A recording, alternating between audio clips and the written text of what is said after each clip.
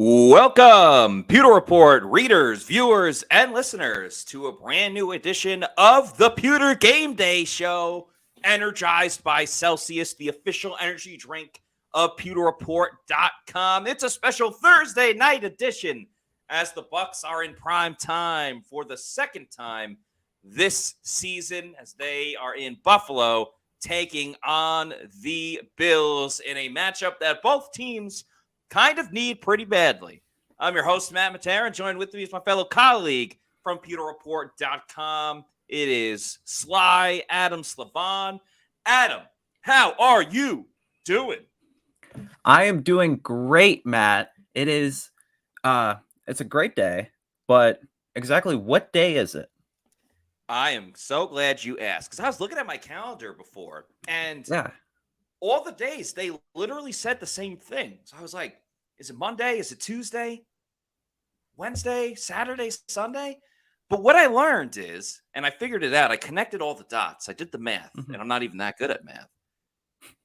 I found out that it is game day, baby! A Thursday night.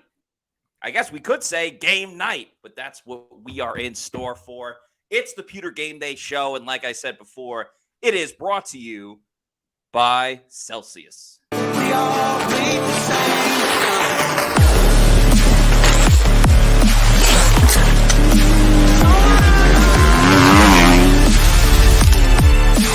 We all bleed the same.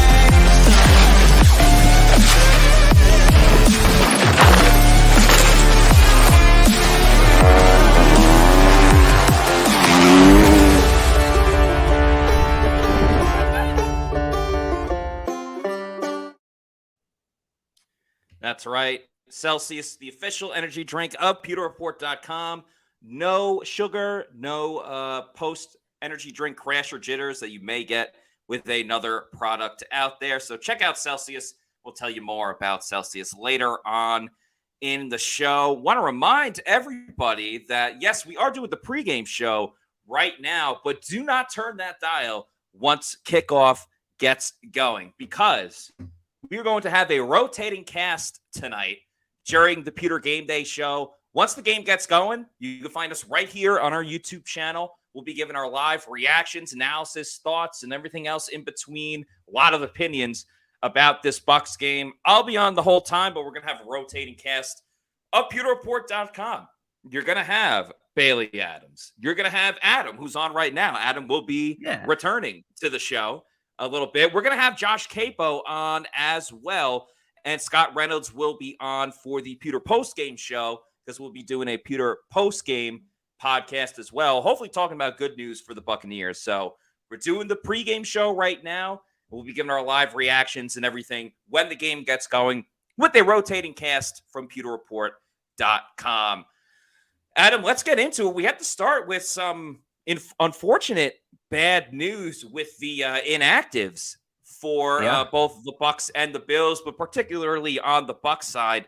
Not great news with, maybe outside of Antoine Winfield Jr., the most important defensive player for the Tampa Bay Buccaneers. Yeah, for sure. So going through the Buccaneers inactive list tonight, obviously defensive tackle Vita Vea is the biggest name by far. He is not going to be playing. He didn't practice this week after going through a groin injury, and he's not going to be up the middle for the Bucs defense. They did make a move earlier today, elevating Deadrin Senat up to the active roster. Deadrin, sorry. And Richard LeCounte, he will actually also be on the active roster. Sure. Because Kayvon Merriweather isn't playing. So the full list, Matt Filer, obviously Aaron Stinney will be taking his place. Pat O'Connor, rookie running back Sean Tucker with Chase Edmonds coming back now. And as well as Marquise Watts and David Wells. So that is the inactive list for the Bucs. Yeah, I mean, not obviously the Vea one is obviously very surprising. We'll talk more about him in just a moment. But the rest of that list, not too shocking. Especially, I would have liked Sean Tucker to be active for this game. It was his birthday yesterday, so happy belated birthday to Sean Tucker. And they shouldn't just activate him because it was his birthday. He also played his college football at Syracuse. Yeah. So he's back in upstate New York. That stuff plays a factor. I think you got to, keep that in mind, a little extra juice going for him. But also Chase Edmonds returning. We'll see how many opportunities Chase Edmonds gets in this game. We'll talk about that in a little bit later, but we'll see. I'm a little surprised that Keyshawn Vaughn was active for this one. But it's going to be tough sledding for the Bucs without Vita Vea. It was already going to be the case, and now it just gets that much tougher without their nose tackle, their best guy on the team. So how do the Bucs go about replacing that? Yeah, you mentioned Deidre and Sanat, but it's going to be a lot more guys that have to pick up the slack. Yeah, you mentioned guys picking up the slack. That means Kalijah Cansey. He needs to have a big game. Will Golston, Logan Hall, Sanat, those, and Greg Gaines. Those are pretty much it up front for the Bucs. So one of those guys needs to get to Josh Allen. Mentioned Kalijah Cansey a little bit later, but going through it, they're going to have a tough time getting to Josh Allen and really forcing him to make throws. And James Cook, he's a solid running back, and being able to stop him in both in the backfield and in the receiving game, it's going to be tough sledding.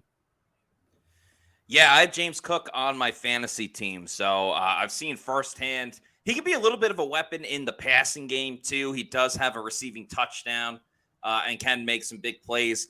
The run game is so weird when it comes to the Bills. Sometimes it looks great, sometimes it looks terrible. Yeah. There are situations where Josh Allen is taking the ball away from everybody else. So a little bit of mix of everything from the Buffalo Bills. By the way, we got a couple of super chats. Want to say what up to all the people in the comments at the moment. Love the Pewter people. Football fan starting us off with a 1999 super chat. Thank you, football fan. That's Thank you, a football great fan. To start this show, who just says, hello, everyone. Let's get this win. Yeah, this is a super important game. And I just got reminded not too long ago that it is actually the belated Mark Cook's birthday today. So happy birthday in heaven to Mark Cook. Happy birthday, Very Mark. fitting that the Bucs are playing on Mark's birthday tonight. So maybe Mark will give them a little bit of extra help in this game, because both teams honestly really need it. Bucs lost 2 in a row. The offense has not looked good in either of those games. And the Bills, while they've gone 1-1 in their last 2, they've looked very, very bad as well. So something's got to give. It's really just going to be a matter of who is able to turn it around quicker. Yeah, and for the Bucs offense especially, you mentioned they haven't been getting it going, but they've had some life on the road. I believe they're averaging they're over 20 points a game on the road, but the struggles at home have been really getting to them the past couple of weeks. And I don't know if you want to start off looking at the offense. It's gonna take quite a bit for them to get over the 20-point total going up against the Buffalo Bills defense that has a stacked front 7. And although they've lost guys like Matt Milano, Tre'Davious White, they still have some star power. Yeah, I'm glad what you said about playing on the road, because Baker said this week that he really enjoys playing on the road. I think part of that is because he likes sticking it to the the fans and the opponent that he is going up against, and it kind of helps focus a little bit more because it's just you against the rest of the world, or the rest of that county or community that you're going up against. So maybe some away cooking for the Bucs could make the difference in this one. One more thing about the injuries outside of Vita Vea. Obviously, we knew this one for a little bit, but Matt Filer is out. The starting left guard for the Bucs will not be participating in this one. So it's Aaron Stinney who gets the call on the offensive line. Some thought that it might be Nick Leverett. Shout out to an old photo of Tom Brady as well. Some thought it might be Nick Leverett. But as you see, he did play a fair amount of center in training camp, in the preseason. So you almost have to keep him ready to go just in case something happens to Robert Hainsey. Because if Leverett is starting and he gets injured, and then later on in the game, Hainsey gets injured, what do you do at center there? It makes it that much tougher to really formulate this offensive line. So it will be Aaron Stinney that gets the green light. And you know what? I don't hate it, to be honest with you. I mean, Stinney was the starter in the postseason for the Bucs after the playoff game against Washington when Alex Kappa, I believe, fractured his ankle and was done for the rest of the playoffs. So, he started the rest of the way and did a good job, obviously helped them win the Super Bowl. So I'm excited to watch Aaron Stinnie tonight and see if he can provide an upgrade for that O-line specifically in the And run he'll be game. fresh. He will be very fresh. First game in a long time. And especially, because he tore his ACL in the preseason last year. And let's also remember that both of these teams just played on Sunday. So you got a lot of banged up bodies just because it's a Thursday game. So it's actually not the worst thing in the world to have a fresh player for a game when you're playing on a short week. So that could play a little factor as well. Want to say thank you to Jonas Gorea for the $1.99 super chat that says Injury Bowl. Yeah, it's so interesting, right? I mean, that's why it's a week-to-week league. Last week, the Bucs were relatively all healthy. The Falcons didn't even have anybody on their injury report, which is becoming a bit of an issue with the whole Bijan Robinson situation. Yeah. But that's their problem. That's not the Bucs' problem. And then this week, your best defensive lineman isn't playing. You have another starter out. So not the worst amount of injuries that the Bucs have had this season. Obviously, someone of the magnitude of Vita Vea is a big deal. But, that's why it's a week-to-week league, right? And it's also not the biggest bowl. It may be the Injury Bowl, but it's also the Ryan Fitzpatrick Bowl, ladies and gentlemen.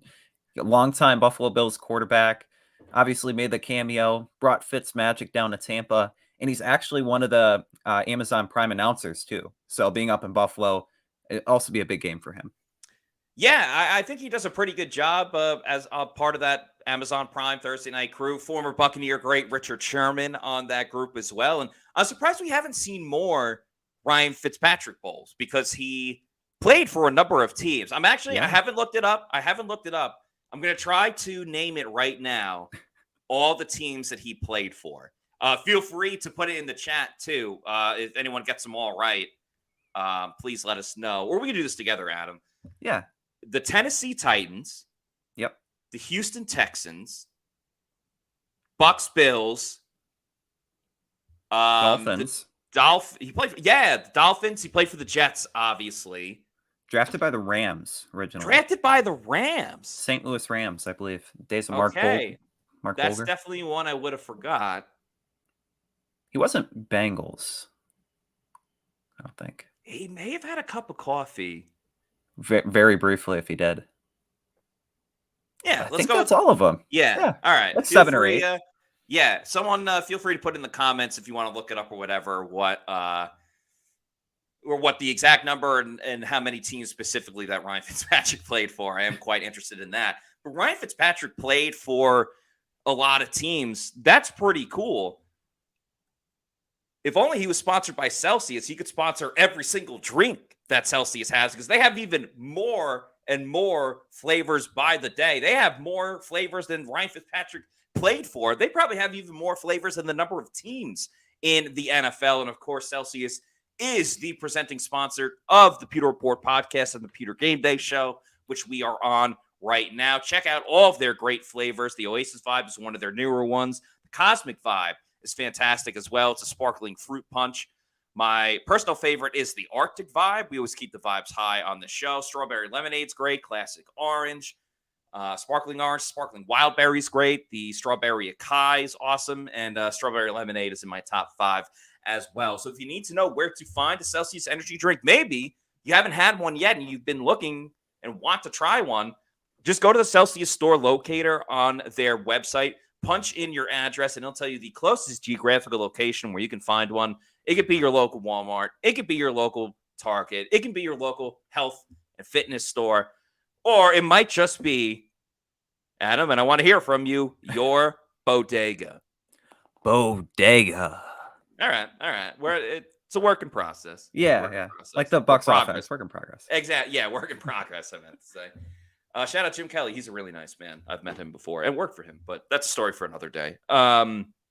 Great guy, though. Awesome guy.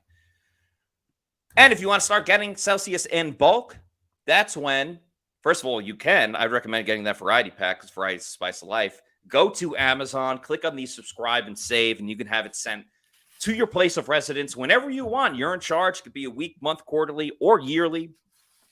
Just make sure you're drinking Celsius energy drinks. Make Celsius your number one pick. It's the official sponsor of the Pewter Report podcast. Moving on with the show, let's get into when the Bucs are on offense. That, of course, is brought to you by Eric Gross Group and the Eric Gross Group Realty. Awesome guy. He's been on the show before. We'll have him on again. And he does pop up in the comments as well in the chat from time to time.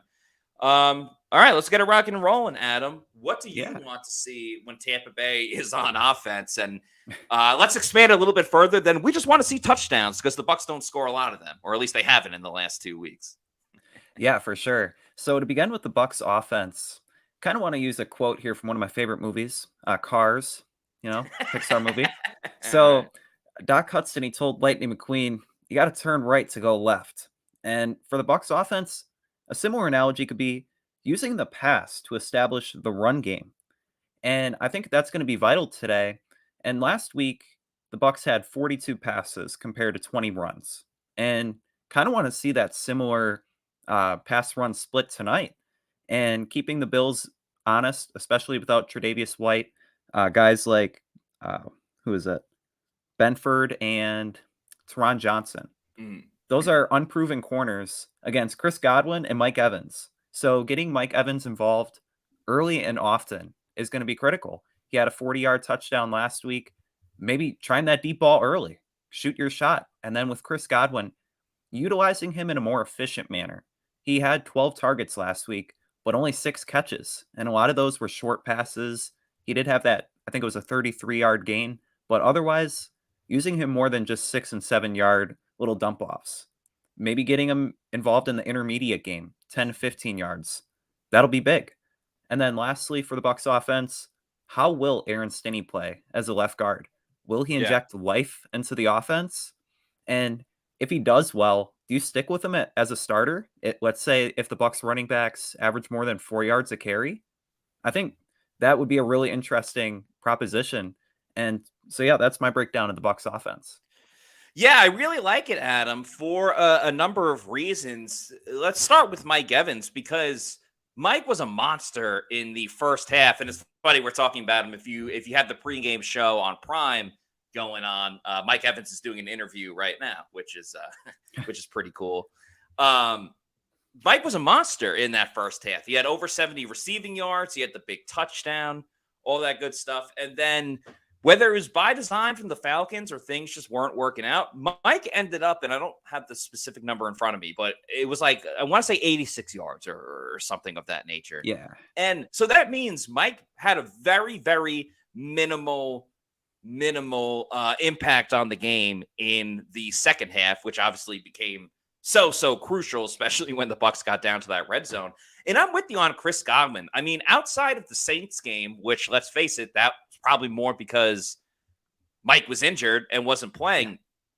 The Bucs, at least this new regime with offensive coordinator Dave Canales, Tampa Bay hasn't really truly kind of tapped into what Chris Godwin can do and what he can bring to this offense. Remember, that was a big thing going into the season, is that they were going to move Chris Godwin back to the outside. And I definitely would not call it a failure by any means. They just showed Mike Evans, fan of Harry Potter. Oh, he's at Harry Potter World. That's actually an old video because it's clearly a younger Mike Evans. But anyway, shout out Harry Potter. For Godwin, I'm not saying that they should move him back into the slot because he has had important moments. I think he's had a lot of big-time third down conversions. He iced the game out against Minnesota in that first game. But we're still looking for that true breakout game when the Bucs are at their best at 100%. Does it come tonight? You bring up a great point about that Buffalo has inexperienced corners that the Bucs can take advantage of. But Adam, I feel like we say that every single week. We said it with the Falcons last week outside of AJ Terrell. We've been saying it since against Minnesota. Mike obviously did it against the Bears. Week in and week out, we say, oh, the other team has an injured corner. This should be a huge matchup for Mike and Chris. And then nothing comes from it. Outside like Dave of that, Canales said this week, broken record. I think is a perfect term because last year there was multiple times against the Steelers, against the Panthers. They were going up against fourth, fifth string cornerbacks and doing the same thing, not producing. And I just want to say, like, the way that they're utilizing Chris Godwin and the offense so far, it's like he's an average receiver, but he's so much more than that. He's a guy Yes. that can put up 1,000 yards, have 10 touchdowns. He Agreed. doesn't have one yet. And it's just Yeah. baffling they don't utilize him in that fashion. It's very surprising, and that's why I'm going to play this video from Dave Canales when we spoke to him during the week. He said his message to the guys was, we should be frustrated because we're almost there and we have so much in front of us. But I won't speak for Dave Canales. Dave Canales can speak for himself. Yeah, I think he said it best. I think that we have the cool part is we've created an expectation for what we can be offensively.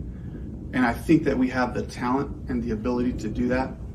I know I can do better for the guys in situations. They know they can do better for all of us in certain situations. And so I think it's a group of guys that see the potential of what we can be. And I would rather live in that world than to buy into some other world of, oh, we just don't have this or we just don't have that. I don't really feel like that at all. Coach Bowles doesn't feel like that at all. The guys expect to do really well. And, of course, that's part of me just motivating them and showing them, proving it to them on film. Guys, look, we have this here. We have these opportunities and this opportunity.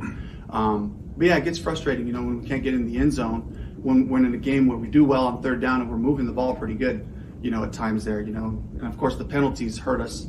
But we overcame a lot of those penalties, even when we got behind in the sticks, we made some big plays to get us back to manageable third downs, and we're able to convert some of those. So, yeah, I think we're all a little bit frustrated, but at the same time, just encouraging them, we should feel frustrated, guys. We should feel like there's more out there for us because there is. So, I think it comes from the expectation we're creating. Now, the other thing I want to see in terms of the passing game and from Dave Canales, and Adam, you were there at training camp with me all season long or all summer long. Yeah. Tell me whether or not I'm correct on this. Did we not see a ton of not just play action, but rollouts, bootlegs, QBs on the move by design? And by that, I mean not like Baker had the big run against the Falcons last week. That was out of necessity. That was a design pass play that Baker had to scramble. That was out of desperation. Because out of desperation. Did we not see a ton of bootlegs and rollouts and everything of that nature in training camp?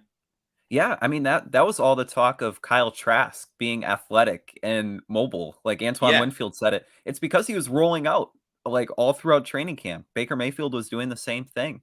And like taking that play action, like the waggle play, where like the tight end, he's going on the same side that the quarterback's running. You saw that a lot, and just the motion and the variety, it just hasn't been there. Right, and that's what I'm a little confused about, because that was a staple of just the offense in general, and they've gotten away from it over the last couple of games, and I don't know why. I mean, I understand that the pass protection overall has, I think, done a solid job, but Baker got sacked a number of times against Atlanta. They clearly weren't moving the ball that well, and Baker, when he's in the pocket for too long, tends to get his pass swatted down a lot. I think Bucs fans can recall from 2 weeks ago when his tipped pass that was going to go to a wide open down the field, Mike Evans, I might add, that tipped pass ended up being an interception for the Lions. Last week, he had another pass tipped. I think with so many things not working for this offense, what happened to the play action rollouts and the play action bootlegs that was such a staple of this offense early on? Baker is good when he throws on the run. And on top of that, and Canales talked about that this week, that Todd Bowles wants him to be aggressive, which personally I like that. But he said he also wants him to take those shots. And I don't think, and the shots have been there. Baker has just missed those throws. But another staple of this offense is the short to intermediate throws. Let guys get those yards after the catch, where even if it's a 4-yard pass, it could turn into a 15-yard play because of the catch and run, and especially with this run game. And I don't know how much we have to really talk about the run game. It's been terrible. It's been abysmal. Maybe Aaron Stinney will help a little bit. But when you have a run game that has been terrible, and quite honestly, I don't think it's going to improve that much tonight against the Buffalo Bills, your short to intermediate passing game becomes your run game. I'm feeling very passionate about this. I can't even get my words out. It becomes your run game. It has to at this point, or else the Bucs are just shooting themselves in their foot and wasting it down, and you only get so many opportunities. So as bad as the run game has been, what happened to the pass game that made them successful in the first couple weeks of the season? That's well said. What happened to the passing game that I used to know? Yeah. kind of what it sounds like. But when Rachaad White is the guy that's really getting the yards after the catch, when he's catching little dump off passes, and it's not Chris Godwin in space or Mike Evans on a deep ball, there's a lot of concern there. And the passing game as a whole really just needs variety. It's kind of looking a lot like last season when it shouldn't, when there should be like those play action plays, the bootlegs, and utilizing guys in motion. Like that was the film analysis that Josh Capo did before the season. Yeah. But the film this year doesn't really correlate with it that much. Appreciate the comment from who says, I've been wondering why he's not rolling out more. And Long Lost Glazer has a good point too. Naked bootleg on Von Miller might be risky. Definitely is risky, but sometimes when you do this bootleg, you get the defender out in space too. So you have enough time to it's like the quarterback's own run pass option where you can either hit the tight end a couple yards down the field or a receiver coming from the other side, or you can just keep running. So part of that is you put the defender on an island so you still have enough time to get rid of the football before you get hit. And if the defender over pursues and bites hard on the play action, then the quarterback can run for days. So there's definitely I do want to add, Von Miller, he's still working his way back from a torn ACL. He only played, I think, 6 snaps last week. So it might not be as risky this week as opposed to later in the season. There's also two sides of the offensive line. So you could also just, do it the opposite. Yeah, you could run to the opposite side as well. Let's talk about when the Bucs are on defense, but first want to tell everybody about the best realty group in the Tampa Bay area and in the state of Florida. It's the Eric Gross Group. Eric is a family man. Him and his wife work very diligently with this realty group that they have put together. He's a family man as well, and home buying is one of the most important things that you'll do in your life. So you want to make sure you have the right team on your side, someone that actually legitimately cares about your interest and what you want to get done with this new house. They can help you buy a house if you're moving into the state of Florida. They can also help you sell your home too, for whatever reason you have to leave this state as well. He has tons of people in his realty group as well. So a ton of great different options. I forgot the number specifically, but Scott Reynolds has it. It is astronomical. And he's a huge Bucs fan as well. Like I said before, he's been on the show a couple of times. He knows his stuff about the Bucs. So if you're going to be in the home buying business anyway, which a lot of you are, you might as well want someone that you want to work with. And you could talk about the Bucs, If you're looking for a house on Friday, you could talk about tonight's game that next day. So give Eric Gross and the Eric Gross Group a call at 513-907-4271 to help out your home buying experience. One more time, that's 513-907-4271. You can also go to www.housesinfla.com. That's www.housesinfla.com. Eric Gross Group, the Eric Gross Realty Group, is the official realty group of PewterReport.com. All right, moving to the other side of the football. You see the best player on the Bucs defense right there. Probably the best player on the team. One of the best in the NFL, even. One of the best in the NFL. I tweeted it last week. I might tweet it again, depending on what he does tonight.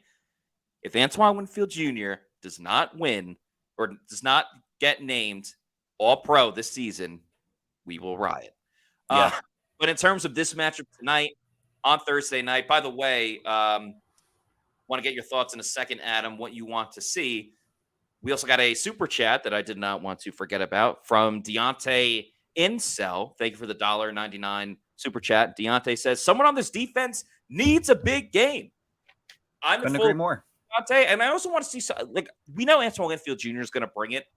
I want to see someone else have that big game as well. But in terms of Bucs versus Bills, Adam, what do you want to see from that side of the foosball?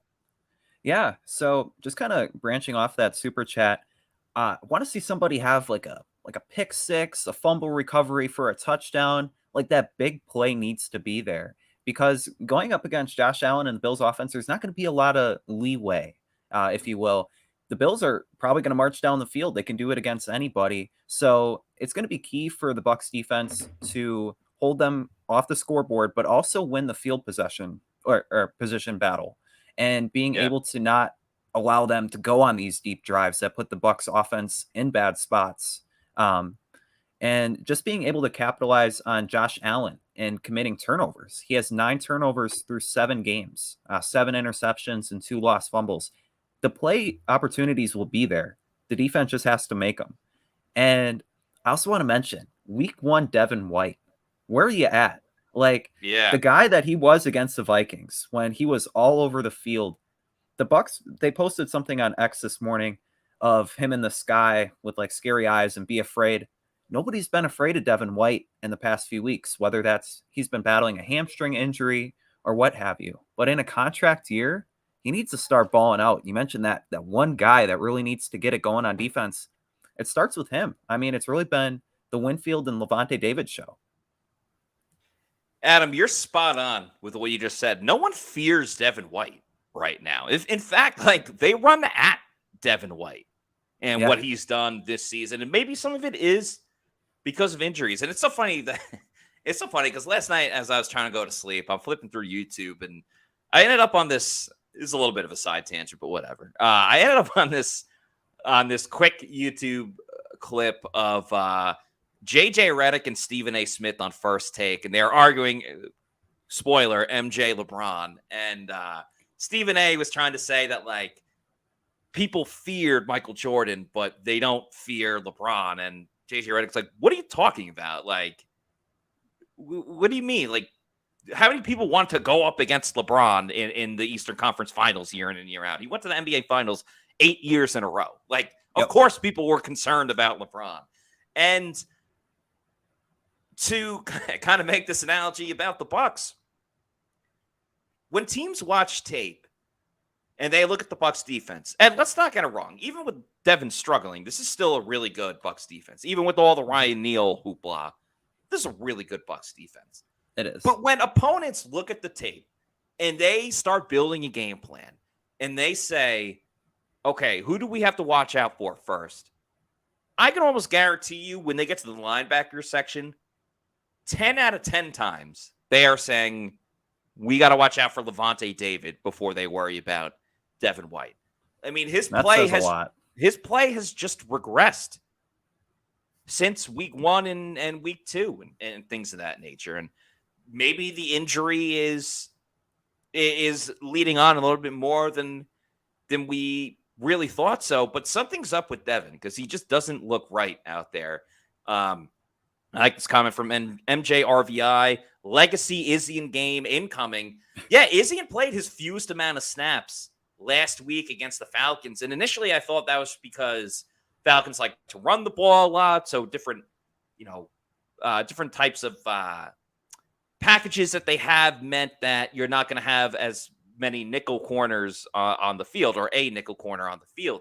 But Todd Bowles actually said that they want to play a little bit more man, and they decided to go with Zion McCollum because they like Zion in that matchup. So maybe getting more Christian Izzy will help. Another thing that I think is important, and this kind of goes, we have Shaq Barrett on the screen there. I'm about to throw on Josh Allen as well. They need to get Josh Allen into those situations where he is running for his life and trying to do too much, because Josh Allen will panic at times. He is one of the best quarterbacks in the league, but he will get frantic. And when he tries to get frantic and make a play, that's when the turnovers start coming.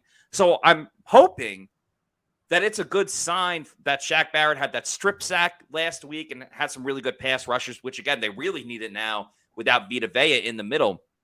Shaq Barrett, at least for when he's been with the Bucs, he's very much a streaky pass rusher. It comes in bunches for him. It'll come in bunches in the game itself, where he gets multiple sacks.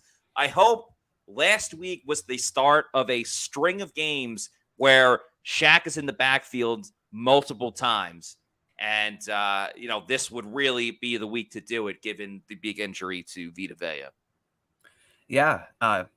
With Josh Allen, I made this point to Scott earlier this week. He really is like a more efficient Brett Favre, but he's still that gunslinger that'll throw 15, 20 interceptions, which you'll take because he throws 40 touchdowns. But the chance to get an interception is there. Mentioned a guy like Chris Isian, who had 2 in the first 2 games and then hasn't had any since and's kind of disappeared. Or a guy like Shaq Barrett. He made that one splash play last week against the Falcons, but the rest of the pass rush didn't. And getting Shaq Barrett to have 2 sacks, that would be huge. Joe Tryon-Shoyinka, another guy kind of along the same line as Devin White. You're waiting for that breakout. You've been waiting years. The flash plays are there, but they need to be there in bunches against the Bills. And they haven't had a turnover since the game against the Saints. Now, granted, they did have 3 forced fumbles, against the Falcons, but that was all in the red zone. And a lot of times with fumbles, sure, you'll get the occasional scoop and score, but a lot of times with the fumbles, you're just diving on the football. When you get an interception, you have way more of an opportunity to advance the ball and get it, again, swing the field position game. So the Bucs are due they've been getting takeaways, and they lead the league in turnover differential, which is kind of scary to think. But yeah, this would be the week to get an interception. We got another super chat from Deontay Incel. Thanks, Deontay. This time a $4.99 super chat that says, another thing, we absolutely have to get better in the red zone. Mike can't be our only option down there. We need to scheme it open. Full agreement, Deontay. I mean, they've sucked. There's no other way to say it. They've sucked in the red zone this season. They've sucked as of late. They try to get Mike the ball, and they don't do the thing that Mike Evans does best in the red zone, which is the fade route. And I hate the fade in the NFL in general because it's you're literally taking away everybody else and you're just relying on one guy. But when Mike Evans is that wide receiver, Mike Evans has 6'5", You know how there's always the exception to the rule with things? Mike Evans is that exception to the rule with the fade route. So either try the fade route with Mike Evans or, you have to either be efficient running the football or someone has to get more involved, whether it's Chris Godwin. You want to say the tight ends, but the tight ends have been the least productive tight end room in the NFL. Yeah. Not just the NFC South, not just the NFC, the NFL, the National Football League. No team has been less productive than the Bucs tight ends. Yeah. So they need to maybe call Rob Gronkowski or Cam Brate off the couch and say, hey, because they're not getting any production. But when you talk about Mike being the only option in the red zone, that again points to Chris Godwin not getting involved in the red zone. He's a very shifty wide receiver that could get open on, let's say, an out route or just being in the corner, and they're not utilizing that. And I saw a comment earlier about Russell Gage maybe being missing. Last season, he was making plays in the red zone too, but it's just been Mike so far scoring touchdowns.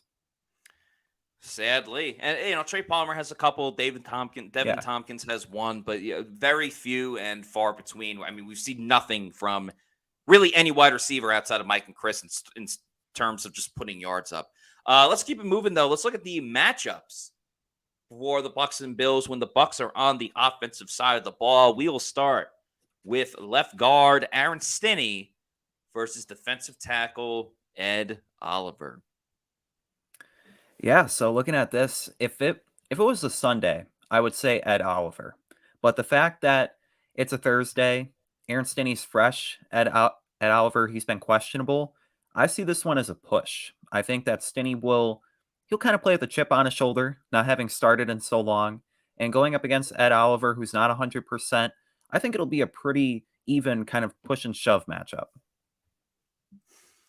I'm still going to give the edge to Ed Oliver. It's been quite a while since Aaron Stinney got live action in a regular season game. I mean, he was used sporadically, but, it's not the Super Bowl run anymore. I hope Aaron Stinney plays well. I think he'll do fine. But, Ed Oliver can be a guy that, can give you great production for defensive line. So I will take Ed Oliver begrudgingly in this one. Again, it's one of those matchups where I think it'll be 55-45. Someone has to win. So Al Bundy says big edge to Oliver. Let's look at that next matchup. Left tackle Tristan Wirfs versus defensive end Leonard Floyd. So with Leonard Floyd, I'm sure he's a nice guy, but there's a lot of reasons not to Actually, like he's him. a And jerk. I think this image, He injured Yeah. Aaron Rodgers. He's a jerk. yeah, and also a longtime Bear, so a longtime Aaron Rodgers rival. But Yeah. he also has 6.5 sacks this year, which is up there with the likes of TJ Watt among the most in the NFL. So he's gotten a lot of production, has a solid track record, 54 career sacks, but he's also going up against Tristan Wirfs, who you may know him as the best pass protector in football, covering Baker Mayfield's blind side. Have to give the edge to Wirfs because he's dominant. And Floyd's been good to great, perhaps great this season, but going up against Wirfs, that's the best of the best. Yeah, I'm in full agreement. Floyd's played really well. I mean, you were the one that brought it up when we were at the Bucs facility the other day about how good he's doing and his sack number production. But we're talking about the best left tackle in football, or if not top 3 left tackle in football. Trent Williams, he's up there too. But yeah, but he's injured right now. So by default, Tristan Wirfs wins. I'm not going to cheer because I wouldn't root for injury. They just showed like who every analyst picked. They all picked the Bills, and I think the closest defeat was by 10 points. So that's funny. But yeah, going to go with Tristan Wirfs in that matchup. He's one of the best tackles in the league. Next up, the man on the graphic that you see right there, Chris, praise be to Godwin, against cornerback Taron Johnson. Adam, who are you choosing? So I'm going with Chris Godwin here. Taron Johnson, kind of looking at some of his metrics and numbers, he's shown that he's been a solid corner this season. But again, Chris Godwin beats him in the talent department. He's been a great wide receiver, just not utilized in the way he should be. But perhaps this could be a bounce back game for him.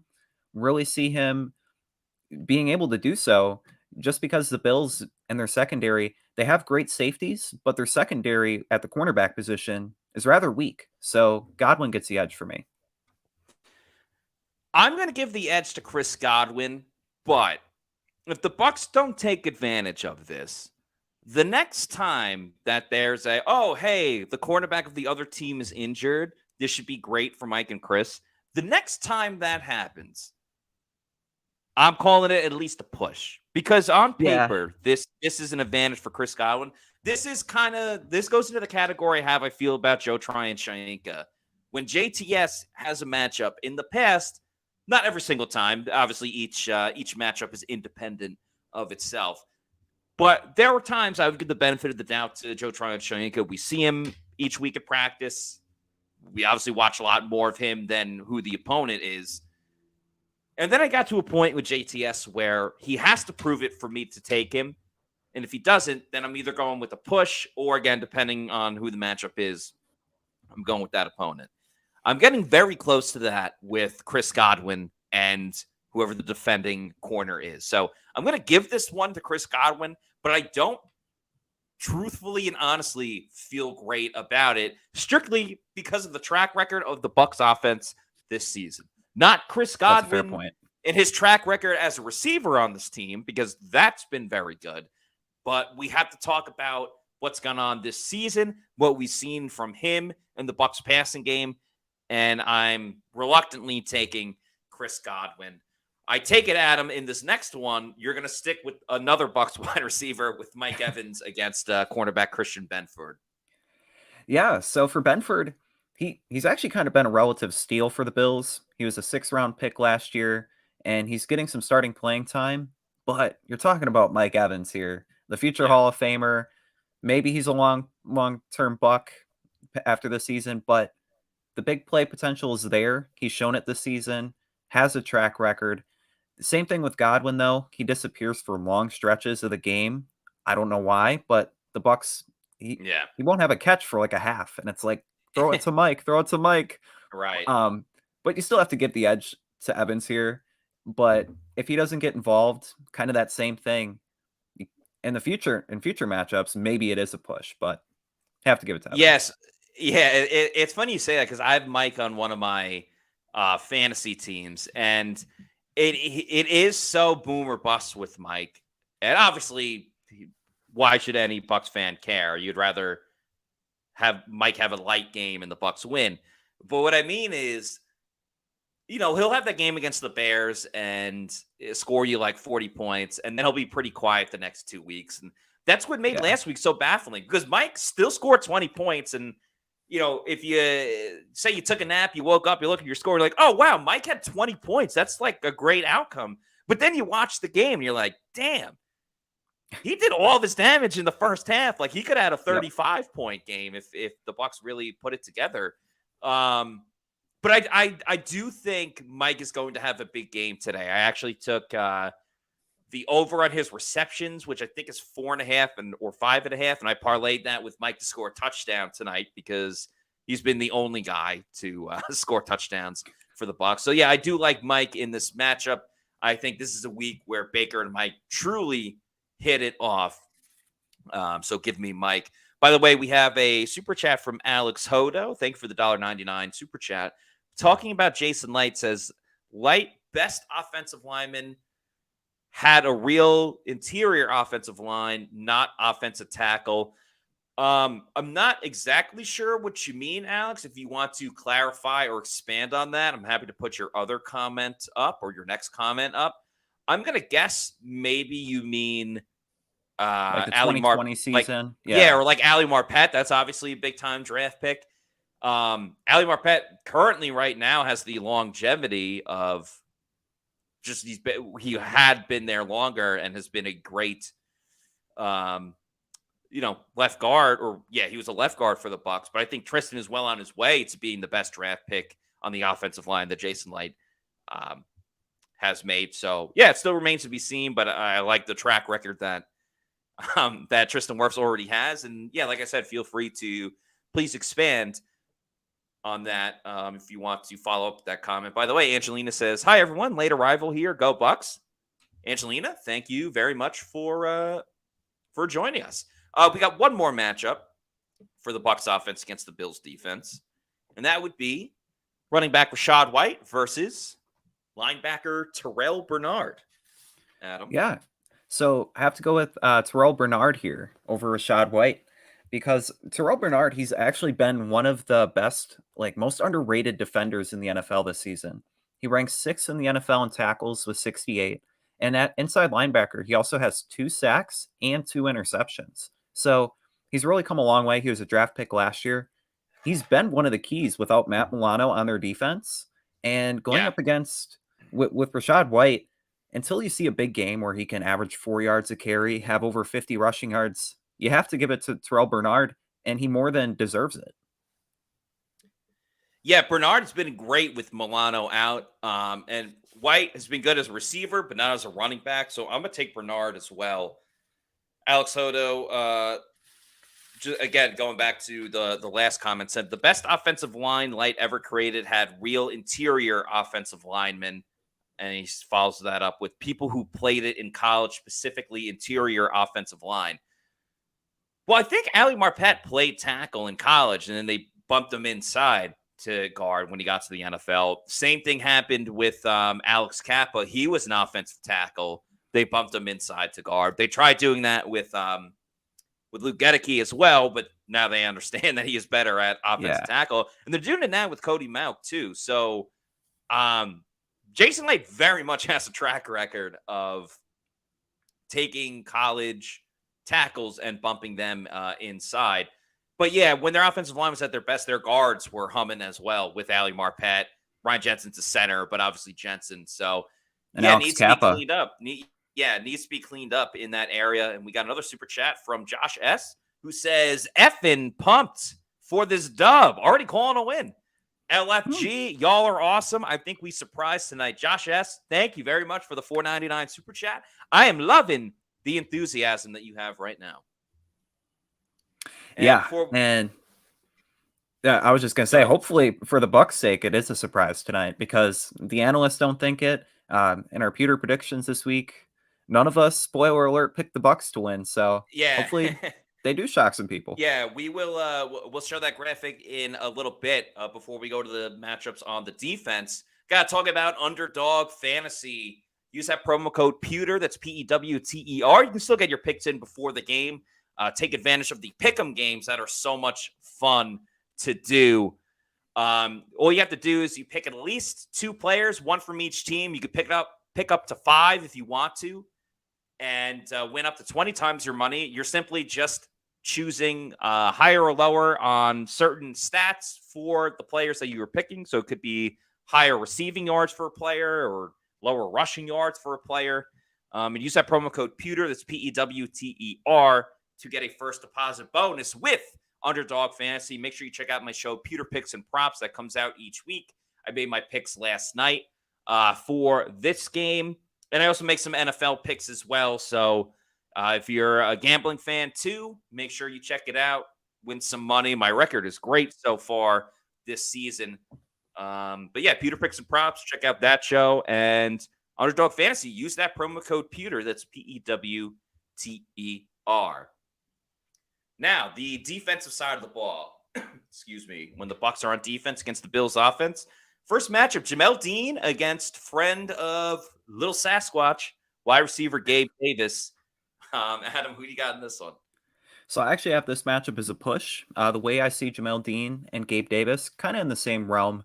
They're like a 1B. Gabe Davis, he's a 1B to Stephon Diggs, and Dean to Carlton Davis in a way. Both are really good, but in this matchup, I see them matching up really well in terms of size, speed, and I see it as a push.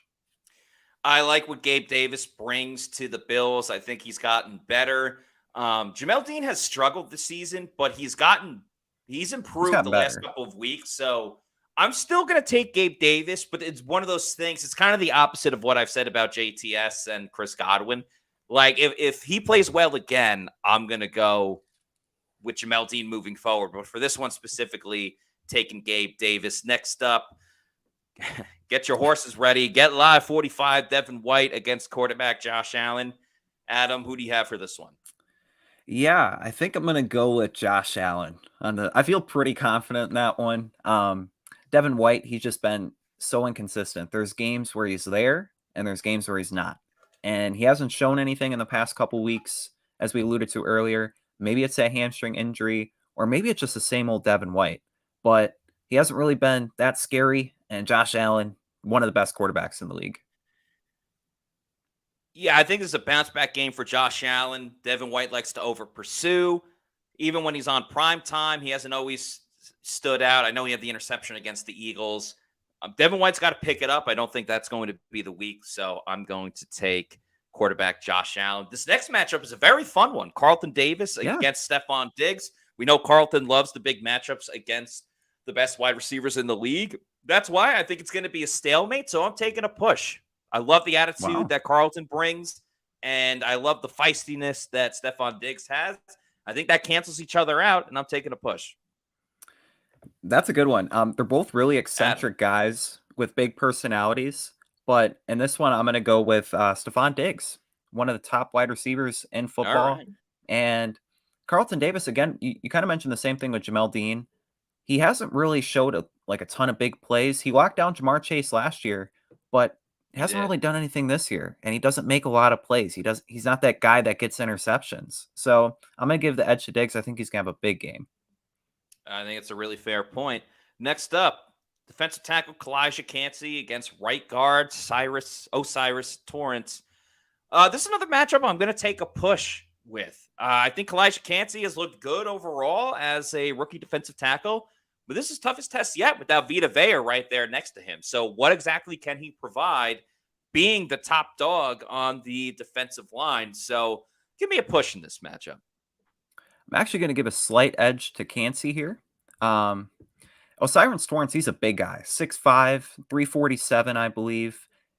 And he's hard to get past. He's a mauler. But Kalijah Kancey, he's explosive. He showed it in the Lions game. He had 6 pressures. And being that lead guy, he's going to get more snaps, more opportunities. I see him having a big play or two. And Torrance, he's kind of been up and down this year. All right, last matchup. inside linebacker Levante David. By the way, Bailey Adams will be joining us very soon. Has just notified us that Logan Hall hurt his groin and is also questionable now. That's another tough injury along the defensive line. So now they really need Deidre and Sanat. That'll definitely mean more snaps for Will Golson, which I don't necessarily think is a bad thing. But let's get back to Levante David against Dalton Kincaid. I love what Levante David did last week and what he did 2 weeks ago against the Lions. So I don't know. He's hitting the right spot when it comes to guarding tight ends. So I will take Levante David against Dalton Kincaid. Yeah, have to agree with you on that one. Kincaid, he's only averaged about 7 yards of reception this year, so they really haven't gotten him involved on like getting big plays. And Levante David already shut down one rookie tight end in Sam Laporta. Yeah. Why not do it again? You know? Why And not? you mentioned earlier, Devin White's kind of been regressing as the season's gone on. Levante David's been progressing, and he's been getting better, looking like the throwback vintage version of himself. I have to take Levante here. Yeah, Levante is reverse Benjamin Buttoning. Like, he's getting older, but he looks like he's younger when he's playing. So, yeah, got to take Levante in that matchup. Really like that matchup, actually, for Levante David. I think he's going to be a tackling machine. And maybe you want to place a little prop bet on Levante David, total number of tackles. Maybe feel good about the Bucs tonight. This graphic is wrong because the Bucs are they are not a 9.5 point underdog against the Buffalo Bills in Buffalo. They are 9.5 point. Well, they are the underdog. This one would indicate that they're a favorite. But if you want to bet the Bucs as an underdog, you can go to mybookie.ag. Use that promo code Pewter. That's PEWTER. Get a first deposit bonus all the way up to $200 and as little as $45. It's free money in your account. So even if you learn from Plant City Math, which the late great Mark Cook came up with, you know that is a heck of a deal. You can bet on the Bucs game tonight, the NFL on Sunday, or really any sports that you are watching at the time. So check out mybookie.ag. Promo code Pewter, PEWTER. The Bucs are 9.5 point underdogs in this one, so that should say plus 9.5. I gotta say, I love the under in this game. The Bucs have hit the under in all but one game this season, and that was against the Bears in week 2. So I'd strongly recommend getting the under. These were our Pewter predictions. We all have the Bucs losing. Sorry, Bucs fans. That's how we see it. I have them losing 17-10. Adam, you have it 31-20. Bailey Adams has it 30-17. SR 29-20 and Josh Capo 21-18. Real quick, Adam, just why'd you go with the score? Please sum it up in 30 seconds. Yeah, so last season when the Bucs played the Chiefs and the Bengals, they scored 31 and 23 points, which were two of their highest 3 scoring games against top AFC teams. I think the Bucs offense is going to find some life, but not quite enough to outdo Buffalo. Buffalo's offense is really potent, really elite, and I really see them being able to give the Bucs defense some challenges. All right, Adam, appreciate all your insight. Adam's going to be back for the second quarter as we do the Pewter GameDay Show. Don't turn that dial. We're going to give our live reactions and analysis to everything going on in that game with our opinions. So as Adam hops off for a little bit, I'm happy to bring onto the show a man who has a lot of poise, and he loves the Coys, the first place Tottenham Hotspur Spurs this season. It is Bailey Adams. We're going to get it rolling in just a moment. But let's play that intro one more time.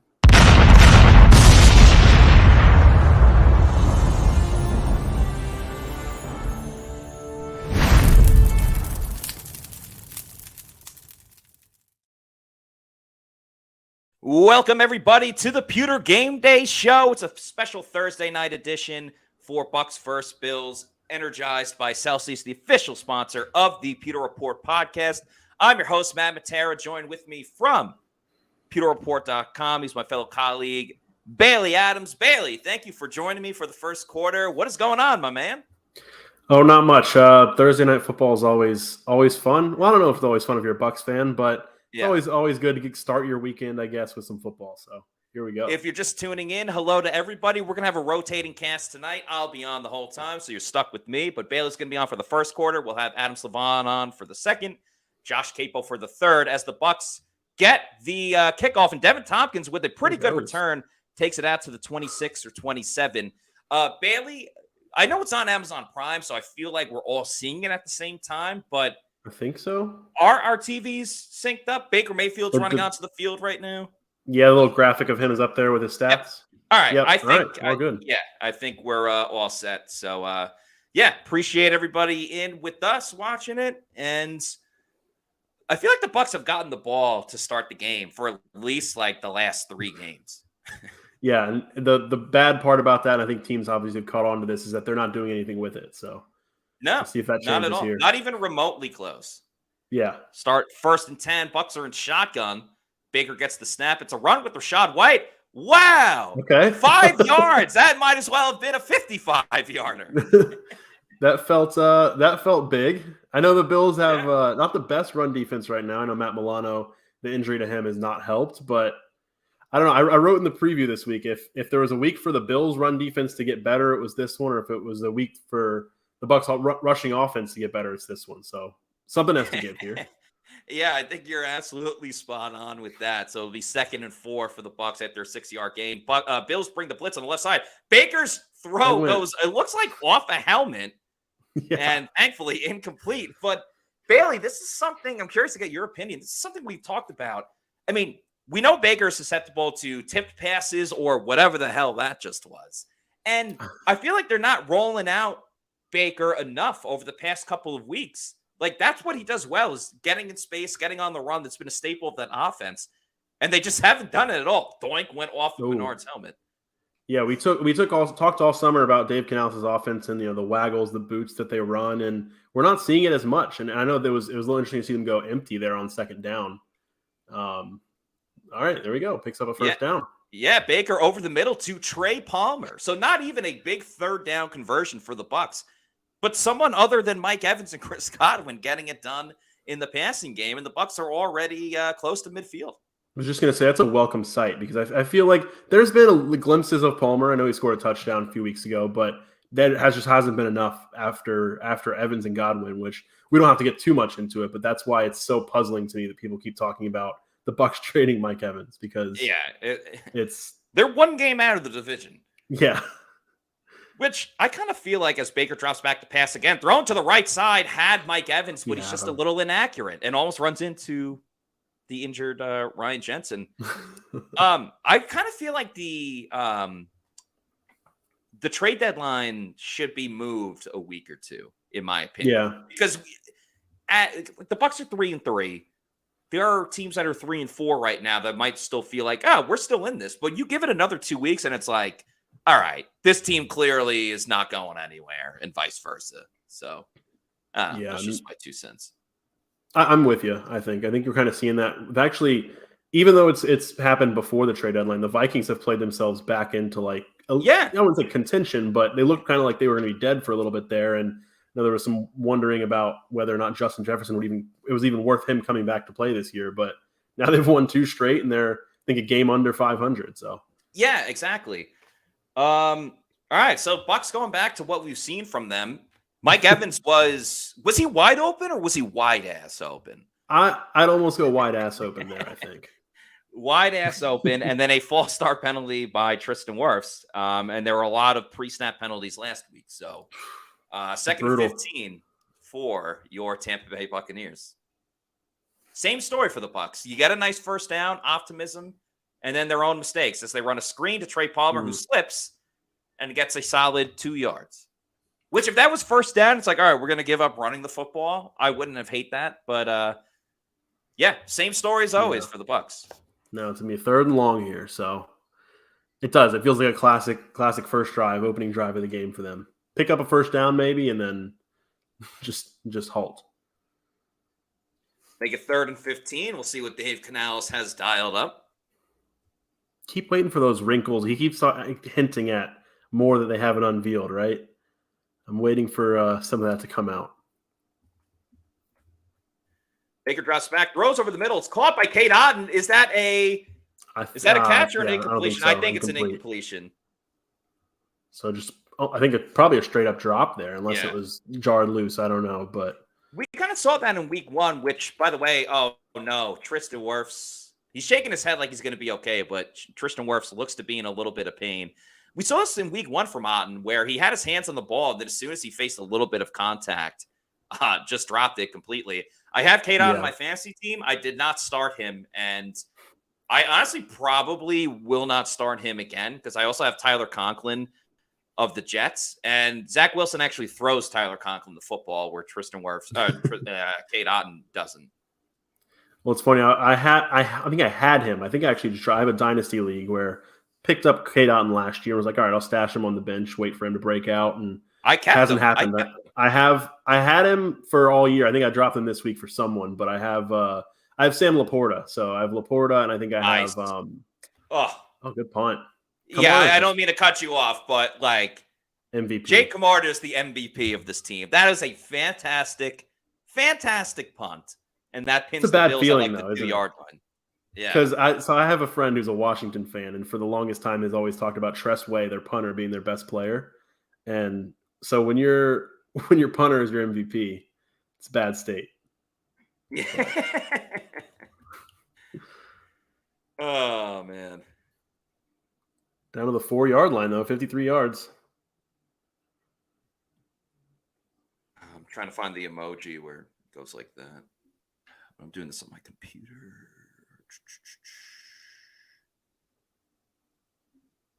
Nope, that's not what I want. Oh, there we go.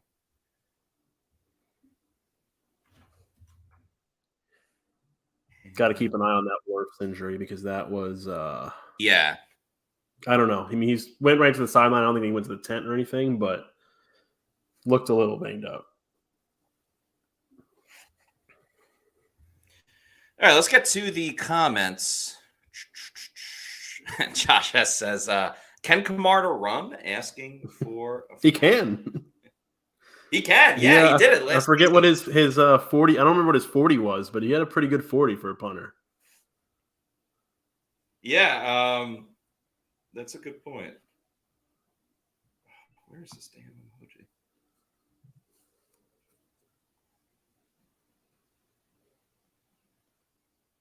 There we go. Okay.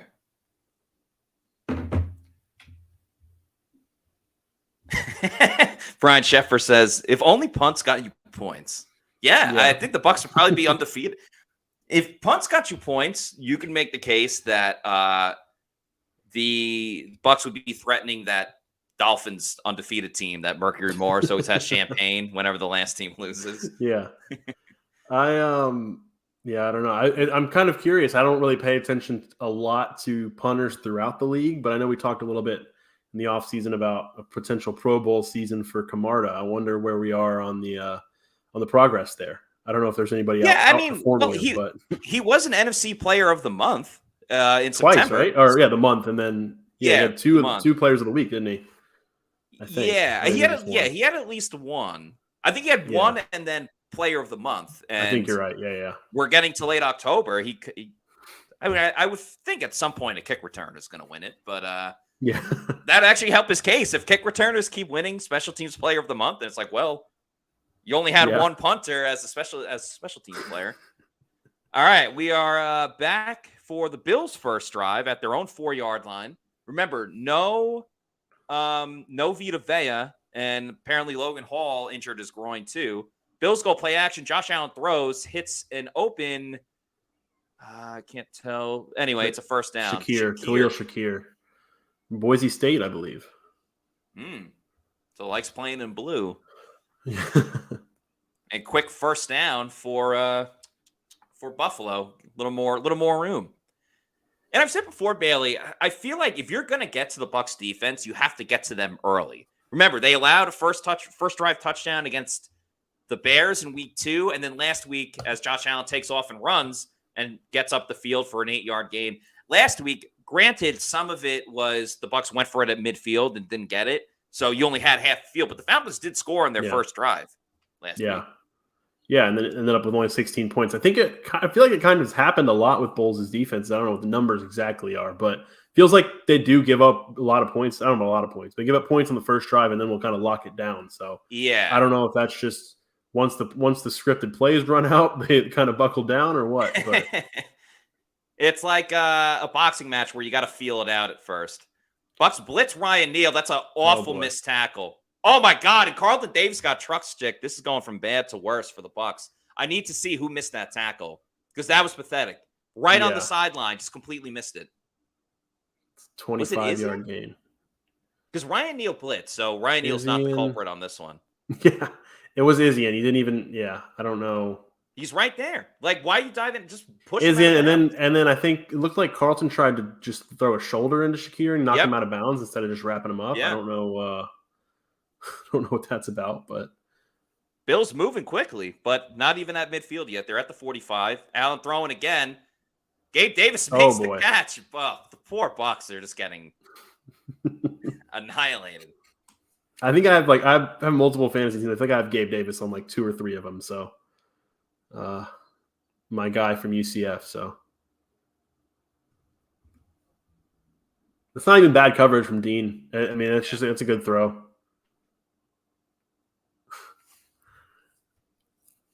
I don't think it would be the best omen if this ends up being a 96-yard touchdown drive on their first possession. No, it would not. I mean, Josh Allen cannot miss, and the Bucs cannot tackle. It also seems like they're just they're afraid of the sideline. It's like the players, they're throwing these passes to the sideline, and no one wants to make a tackle. It's like they think that he's just going to run out of bounds on his own. This is bad to worse. This is disgusting. But at least they're I mean, I took the under in this game. As Geist85 says, this game is over, LOL, 40-7. Is it going to be better or worse than I think it was? I don't remember what year that was. The Bucs lost 56-14, I think, against Atlanta on Thursday night. They had one against the Rams too. Yeah, I think you're right. But they had one against Atlanta. Did they lose when Brady was like, "Oh, I thought it was like now it's 4th down." Yeah, like that whole thing. Wasn't that Thursday night game? Yeah. Thursday night games have not been kind to the Bucs. I'm trying to remember the last one they won. All right, good pressure from Shaq. Sorry, I didn't mean to cut you off. Yeah, good pressure from Shaq, and Josh Allen throws it away. Hey, their defense got to stop. There you go. I'm sorry. I feel like they won a Thursday night game against maybe Carolina in 2019. I don't remember if they did. Yes. 2021. Yeah, I they can't did. Remember. I think remembering that was like a week. It was early. I think it was like a week 2 or something like that. But it was week 2. Yes, I remember that specifically because we did a Friday show. Don't know why I remember Martinez. That. And then when we were using different music at the time, I used the song "It's Friday, I'm in Love" because it was a Victory Friday. Yeah. Allen has time, gets the pass off, quickly tackled by Devin White.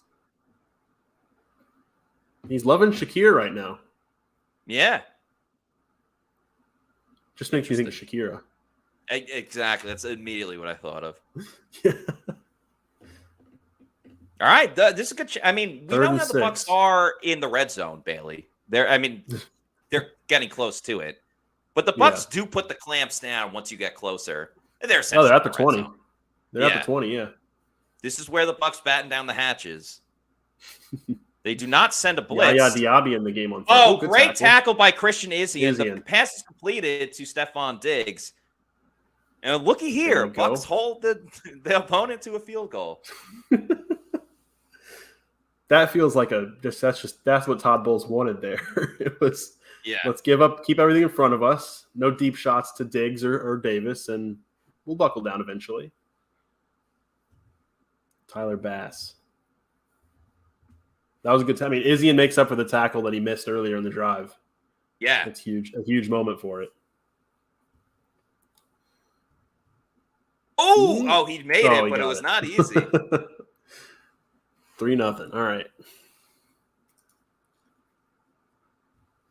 I think you'll take that after the way they were driving, I guess. But it's still 10 plays, 77 yards. I mean, at some point, it is going to have to be on the offense to score. Like if the Bucs lose this game 3-0, no one's going to be like, "Are you kidding me? The defense, like started on the 4-yard line, you let them drive all the way down." Tom says, "Trust the plan, guys." The update the score, which will say Bills 3, 8:04 to go. Bucs 0. Bucs seem to do their best damage in the second quarter anyway. So, and I kind of love that for the under, which was 42.5 or 43, depending on what you got it at, because the Bucs got a first down, killed a little bit of time, pinned them deep. Yes, the Bills moved rather quickly, but that still kills time going, whatever it was, 78 yards, and ends with a field goal. So, shall take it. So Yaya Diaby was in there on third down. He was, and early in the game too, which I think is important. I'm ready to see more of him. I think I don't think they're getting enough from the edge rushers. So why not? I'm in full agreement with you. I want to see more Yaya. Hey, Paul, a.k.a. Florida Dreamhouse. Good to see you in the chat, says Matty Diamonds. Oh, boy. Yeah, Yaya Diaby dressing up as the Incredible Hulk on the team flight. That was so funny. He was absolutely spot on. It looked like a rookie thing, huh? Because I was kind of swiping, hoping to see more costumes, but I think there was only the rookies that dressed up there. Yeah. I think it's like one of those like rookie, not hazing, because hazing's you can't call it hazing. But, rookie punishment, whatever you want to call it. Would have liked a little more effort from Kalijah Cansey. He kind of just put on the Joker mask, and that was about it. And then I think Marquise Watts, he was just like the Grim Reaper, essentially. Yeah. That's really the only three that I saw. I don't even wonder what like Isian was. Yeah, he's kind of in a suit that the Joker would wear, and it's just a Joker mask. I guess he probably. I mean, dress up. I would have loved it if Todd Bowles had put on a costume. I don't know what it would have been. I remember. It must have been Jamel Dean's rookie year. He was Jigsaw from Saw, and he had like a little like tricycle too, and was like in the locker room. I think I have the picture somewhere. I'll have to dig it up at some point. That's a funny comment, Mark Fisher. Yeah, did JTS dress as the Invisible Man? That is hilarious. Devin Tompkins returning it again. Oh my God, he got pummeled at the 20. All right, as if the Bills didn't have enough. Paul, aka Florida Dreamhouse, with the $2 super chat. Appreciate you, Paul. Says, need the Traskaholics and Traskholes to chill. Well, listen, Paul, I am not advocating yet for Baker to get benched. I'm not even going to do that after this game. But But, I mean, he missed a wide open throw to Mike Evans. Jonas Gorea wants to know, thank you for the super chat. Is Wirfs injured? He got banged up on the last play of the Bucs like he's drive, still in. But he's in here now as they do an end around to Chris Godwin, who gets the handoff, breaks a tackle, gets a first down. It looks like he had an issue holding, like he didn't really get the handoff the way he wanted to. Yeah, it looked like he had a weird thing going on there because he was running a little funny. It looked like a, as Chris Berman would describe it, as a rumbling, bumbling, stumbling kind of run. It looked like he was falling forward. He was falling forward the whole time. It kind of looked like he had to take a dump and was just like trying to keep it together. Nonetheless, he's waddling to get to the bathroom. I like seeing that kind of wrinkle. Yeah. Pick up yards however you can. Baker under center, run it with Rashad White, who gets about a yard or two on the play. That's the Bucs' MO. They get one first down. Yeah. And then they back it up. Buccaneers communications. It was a career-long 14-yard run by Chris Godwin. Yeah. Do you remember? I think it was 2021. Do you remember the Mike Evans carry against the Giants on Monday Night Football? I was at the game in the press box, and I turned to probably Scott, and I was like, did they just hand the ball off to Mike Evans? I was quite happy for him. I was like, Mike doesn't get those end arounds. Yeah, that's what you said. I was at that game. I don't think I knew you then, but yeah, I was at. I was in the press box as well. At least we got to share that moment. Getting the ball out to Rashad. Another third down. A couple yards. I bet you Mike won a bet in practice that week. It's like, all right, if I win, I get a rushing attempt. If I remember right, too, that was on like the opening drive, and it was a really good opening drive. Like there was some interesting stuff on that drive. It was definitely early in the game. Yeah. And then, of course, when the Bucs beat the Packers in the NFC Championship game, they sealed it with a run to Chris Godwin. So, yeah, historic things. Bills fans are great. They had a line of Bills fans there in the front row, all wearing full-size helmets. Oh, boy. Pass interference. Late flag. Looked like Otten knew it was coming. I guess he felt that. Yeah. But Baker was looking for Cade Otten down the field. They're going to call pass interference. Look at Cade Otten drawing a penalty. 2 targets. Most for the Bucs in the game. It's early. But that's going to put the Bucs on the cusp of field goal range. The barehanded old school Cade Otten. Yeah. That was it. Yeah, that's a good call. I mean, he tackled him. He hit arm him, around him. Yeah. And if it was a bang play, sure, you could make the argument, but it wasn't even close. The ball wasn't even there yet. Yeah. 21 yards on that one. If Poyer timed it better, he could have just ran in front of Otten, probably picked it off. Probably. But yeah. Probably. All right, Bucs at the Bills 40. They toss it to the outside with Keyshawn Vaughn, who gets 2 yards, maybe 1. I like this from Eater17 says Dallas Clark Otten. Yeah, that's cool. Keyshawn Vaughn in the game. I like them running a sweep. What I don't like is them running a sweep with Keyshawn Vaughn. Right. Like that. I think Rashad White's not bad in space. I think when they get him the ball. Yeah. When they get him the ball in the passing game, especially, he turns into Tyreek Hill. Yeah, that's when he does his best work. So running that toss with him might have been a good deal, but he's getting a breather, and their depth is Keyshawn Vaughn. Oh no, boy. The snap is a bit high. Baker tries to throw it away. That three grounding. He didn't get it back to the line. You know what that was, Bailey? If they don't call a flag here, you know what that was? Is that Moxie? No. That, my friend, was a heady play. Oh no! It didn't even look like a terrible snap.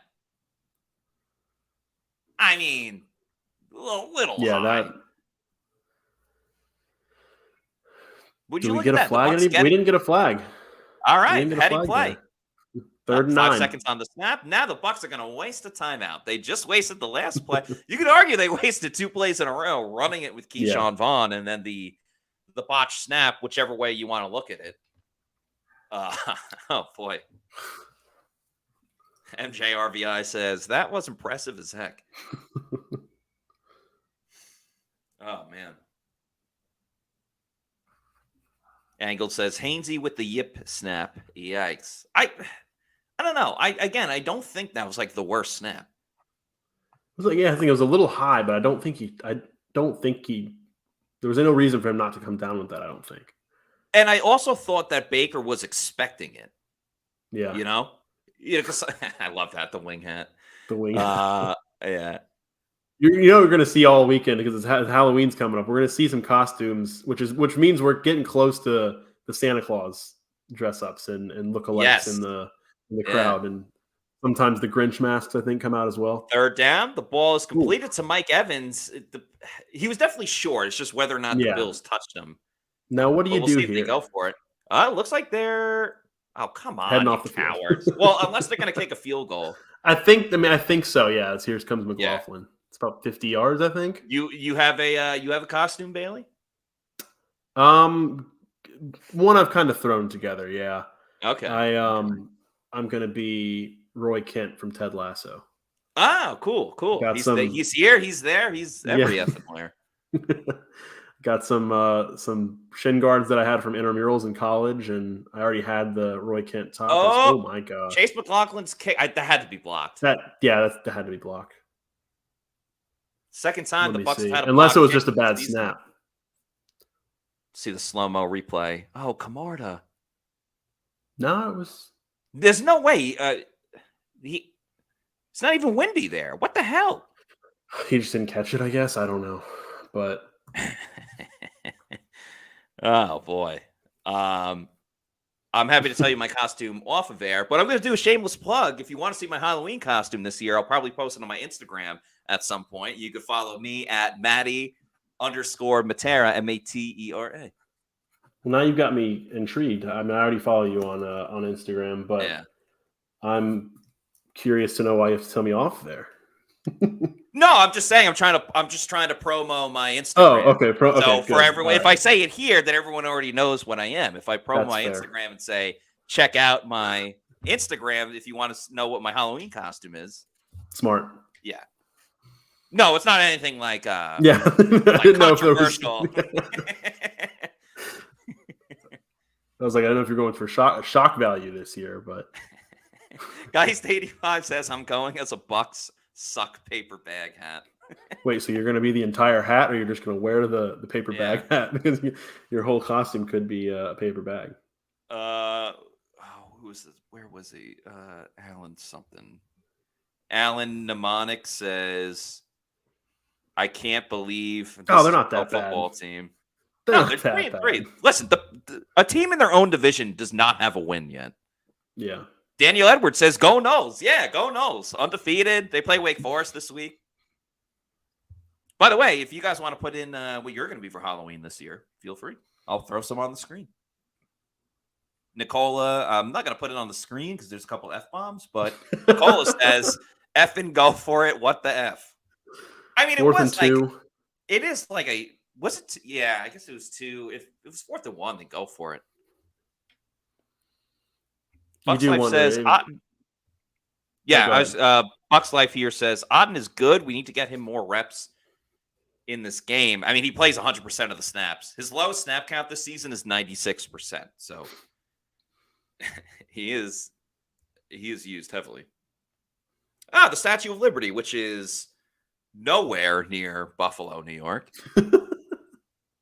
Did that? Okay, it was blocked. Okay. Let's Okay. Oh man!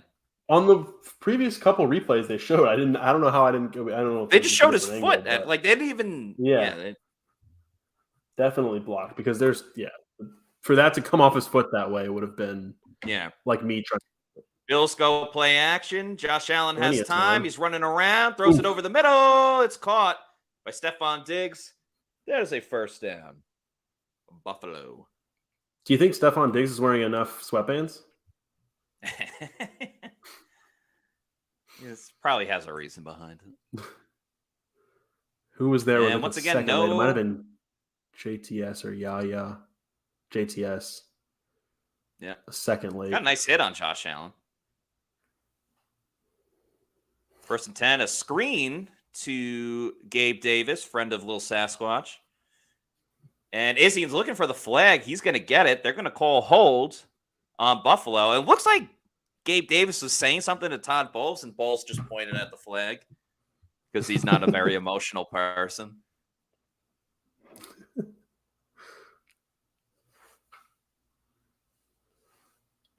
We're gonna look at Wirfs is going Wirfs to the is 10. going.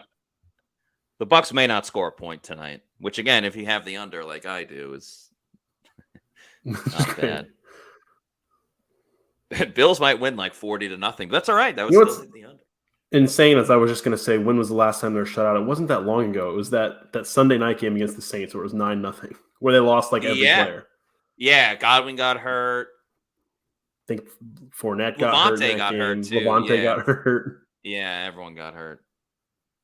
Bad energy in that game. Yeah, that was a tough one. I was also there for that one. That one was so was brutal. Brutal. 2021, I was at every game except for the playoff game against the Eagles. I think it was the Rams. No, I was at that one. Oh, Me James too. Cook. Screen pass, heads up the field. That'll help my fantasy team. That should have been maybe a yard or no gain, and it turned into 7. Missed tackles, pretty big for the Bucs. Very on brand for Tampa Bay.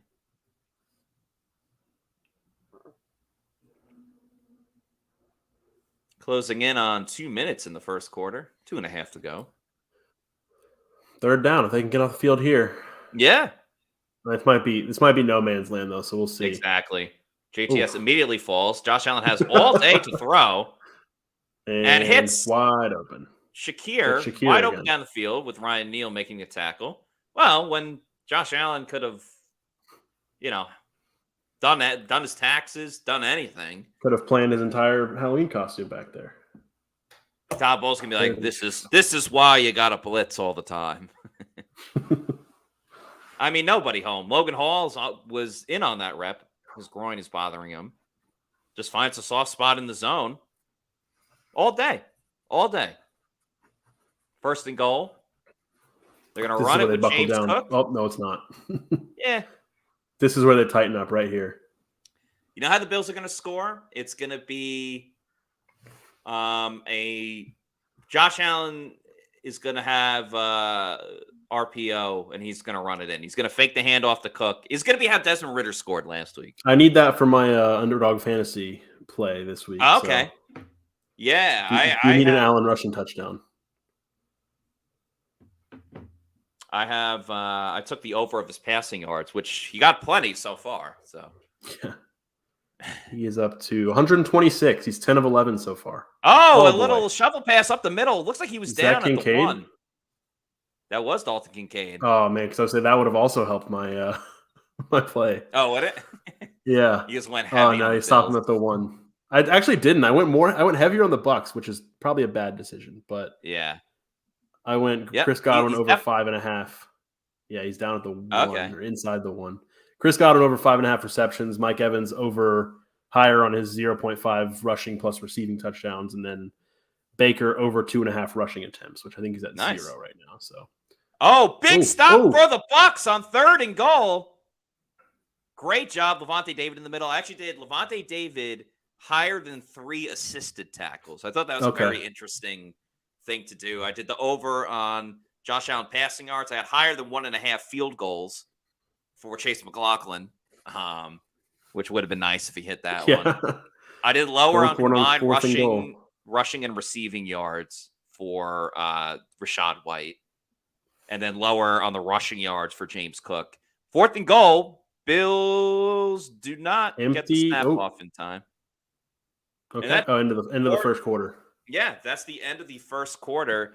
Bailey, thank you so much for joining us. We definitely got a lot of entertainment out of that first quarter from the Bucs and the Bills. Yeah. Bailey will have the post-game recap along with just in general throughout the course of the week and weekend content from PewterReport.com. Bailey, I will say, last time I was on was the Eagles game, and the first quarter of that game was a lot worse. So yes, there you go. At least for me, so. Progress. Yeah. Bailey, thank you so much, and we will talk to you soon. Yeah, I'll see you. All right. Joining us, you saw him for the pregame show. He's back again, as Eminem would say. Adam, welcome. What a first quarter it's been. Yeah, definitely. We'll see what happens with the Bills drive here. If the Bucs defense is really bending and not breaking, and if they can force the Bills to settle for another field goal, that's a huge win. If you're the Bills, why not go for it? I mean, what has the Bucs offense showed you that's like, oh no, if we don't get it, they're going to start at the 1. Now, with the Bucs not deciding to go for it on 4th and 2 at the Buffalo 32, I thought that was a really questionable decision. Like, you're down 3-0 first quarter, get that momentum, go for it. They were moving the ball. I think it was like a 48-yard drive, but they decided not to go for it. And it's so funny because last week, that first drive of the game, they went for it on like 4th and 5, 4th and 6. Yeah, 4th and 6, yeah. 4th and 2 was much easier to get, or 4th and 1, whatever it was. So, honestly, I don't want the Bills to score, but it would send a message to Todd Bowles, right? Like, hey, you didn't go for it. Your field goal got blocked. They went for it. They scored a touchdown. Now you're down 10. So, yeah. Mark Fisher says, did you all see JTS just pass rush and fall down? Pathetic. I did see him fall. But I will say, Jake Marta has been the one highlight of the first quarter. He's been great. Robert Behan says, Neal's backup can't be any worse, right? I think they were in zone on that play. So, it wasn't like Neal got beat one-on-one. That's all I'll say. I'm not defending him. But, I mean, as Lucas says, Neal's backup is better than him. D. Delaney makes plays. He has 2 turnovers. That's tied for the team lead. Paul, a.k.a. Florida Dreamhouse, says, Bucs football is starting to give me an ulcer. I'm sure many feel the same way. I'm sorry, Adam. What's up? What would you make of the Bucs secondary play in the first quarter? Because it looked like the Bills wide receivers could have made a sandwich waiting for the football. And like the coverage wasn't there. Yeah. I thought their tackling was porous. I don't know how bad the coverage, because it was a lot of short to there's the big play on third down, and that was on the pass rush more than anything else. Josh Allen had all day. It was a lot of shorter passes. So like, I don't know. You got to tackle better, but if they throw a screen, like what do you want them to do? All right, 4th and goal. This is a huge play. Bills in shotgun. Allen fakes the pass, throws. It's knocked away by Jamel down. Bucs get a huge goal line stop. It's a shame he couldn't pick it off, but still got to be happy with it. Yeah. As Paul says, Paul, a.k.a. Florida Dreamhouse, nice defense. Sticking negative, Air Cecil says safety coming up. 5-0 game. That'd be interesting. That'd be a baseball score. That would.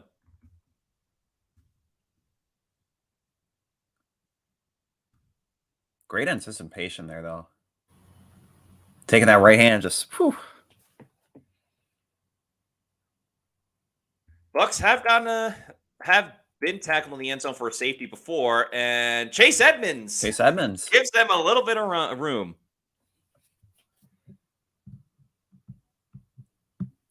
So that was Edmonds' first carry.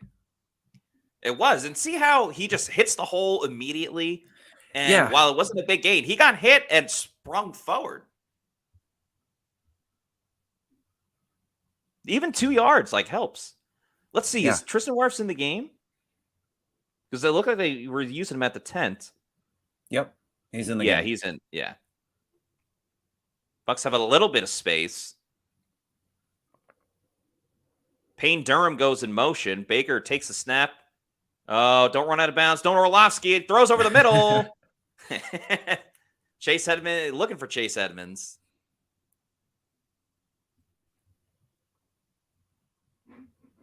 Third and 8 here. I'll make it 3rd and 8. I was just watching, some of you guys might know the very popular podcast called Pardon My Take, and they just had Dan Orlovsky on the last episode, and obviously they talked about it a little bit. How about just a huge shot to Mike Evans? Why not? 3rd and 8, Bucs at their own 2. Baker throws over the middle. It's tipped and almost caught by Trey Palmer. Oh, man. I would like to see a replay of this. Was it a terrible throw? Was he trying to squeeze it into a window? He bought himself a lot of time. He did. I mean, the defender was with him the whole time. Yeah.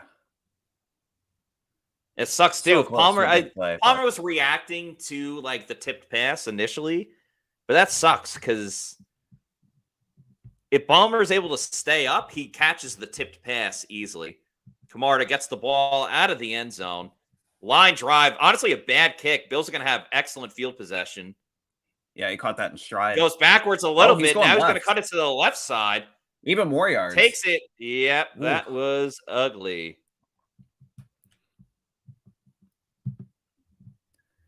Oh, boy. Well, at least the Bucs are at home in the red zone. This comment here, it's like when you play Madden and you turn the win settings all the way up. So it's like a 100-yard punt. That's what the Bucs needed.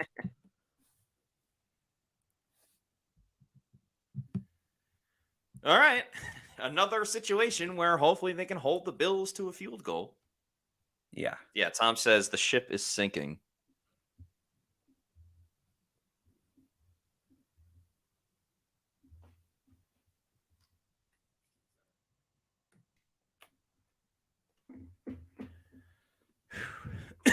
First and 10 at the 22. James Cook heads up the middle. Looked like it could have been a face mask on Deidre Sanat. Now, Dalvin Cook last year wore number 4 with the Vikings, right? That's what number Cook's wearing now. His brother. Yes. Yeah. And now he's 33 with the Jets. And I think he was 4 with Florida State. Yeah. I don't know what James Cook was at Georgia.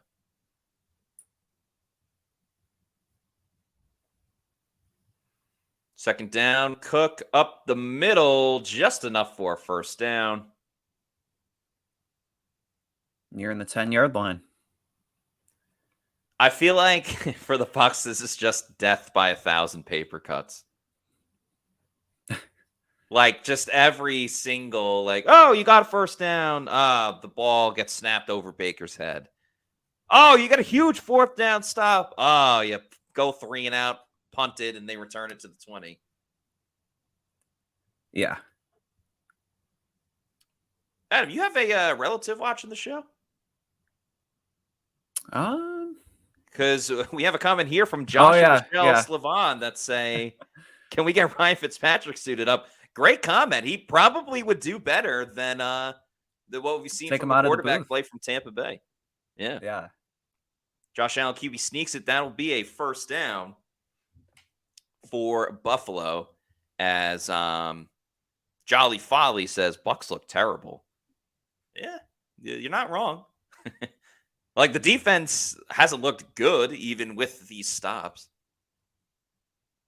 1st and 10, Josh Allen in shotgun, takes the snap, has time again. Yaya Diaby in pursuit, and he gets to Josh Allen. Yeah.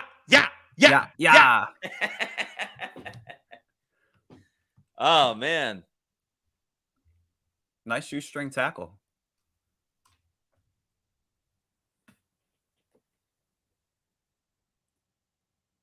Yeah, I don't know if JTS is making that play. No.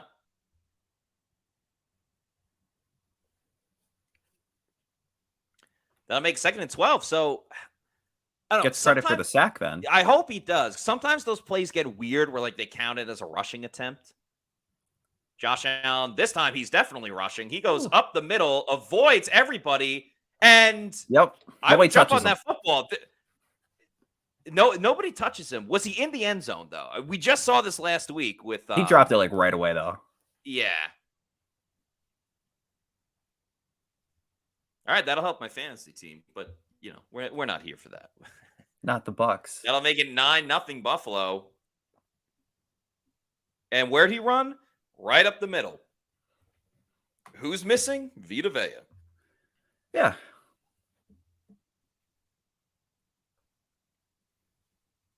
Tyler Bass with the extra point. And that'll make it 9-0. Oh, sorry, 10-0. I don't know how to do math.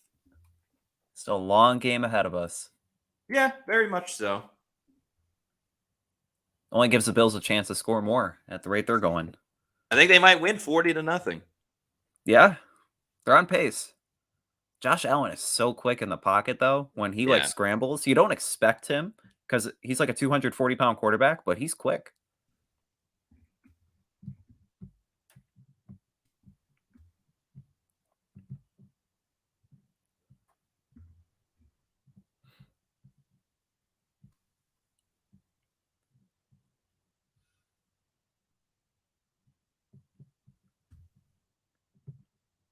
And I mean, it could be 17-0. Yeah. All right, ladies and gentlemen, how is morale? Mark Fisher says, way to go, Matt, Plant City Math. Because I was changing the ticker, and I was like, am I going to put it at 9, or should I just wait until he kicks the extra point a second later? Brian Shaw says, Winfield frustrated. If you guys remember, Antoine Winfield Jr. gave a speech to the team after they lost to Atlanta. Unfortunately, it has kind of fallen on deaf ears. What do you think of who do you think is going to play at running back in this upcoming Bucs drive? Because Chase Edmonds had all the touches on the last drive. Yeah, I mean, he didn't look bad, but I mean, if Rachaad White is your RB1, He seems pretty well rested. He hasn't played in 2 drives. And the offense hasn't been on the field that much. Yeah. Give Keyshawn Vaughn a carry for the one time.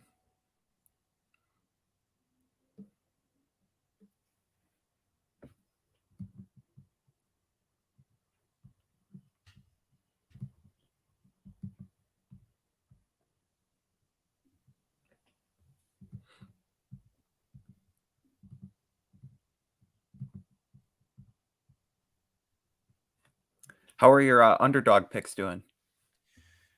Ooh, let's take a look. I know I had Josh Allen passing yards. That looks pretty solid. Yeah, well on his way. The McLaughlin field goal would have helped for sure. Okay, I have Rachaad White lower than 71 rushing and receiving yards. He's at 11. James Cook lower than 50.5 rushing yards. He's at 13. Levante David higher than 3 assists. He's at 1, so a little bit to go. Josh Allen, 262.5 passing yards. I went higher. He is at 129. So fairly good pace. But if they keep blowing out the Bucs, he's not going to have to throw it at all. And McLaughlin higher than 1.5 field goals. So, I mean, the game is close enough. They could kick a field goal on this drive. But, I mean, it's no secret. The Bucs offense has to get it together at some point. Definitely. I don't know if you saw the play of Josh Allen running it, but Devin White, gave up the whole middle of the field. They showed a replay. Oh, on the touchdown? No, I completely missed it. By the way, shout out to the other Bucs, Adams Milwaukee Bucs. Kind of taking Damian it Lillard. It is Dame time right now. Yeah, might be trash time. I think Baker keeps throwing it poorly. Yeah. All right, a run up for the middle. Hey now, 3 yards. Angelina S. keeping it positive says plenty of time. That is true. It is only 10-0.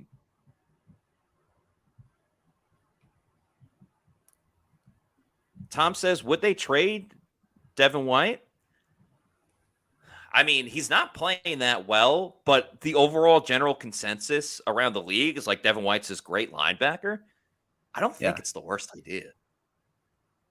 Todd Bowles would not be happy, though. Todd Bowles would not be happy. Because he's a heady player in his eyes.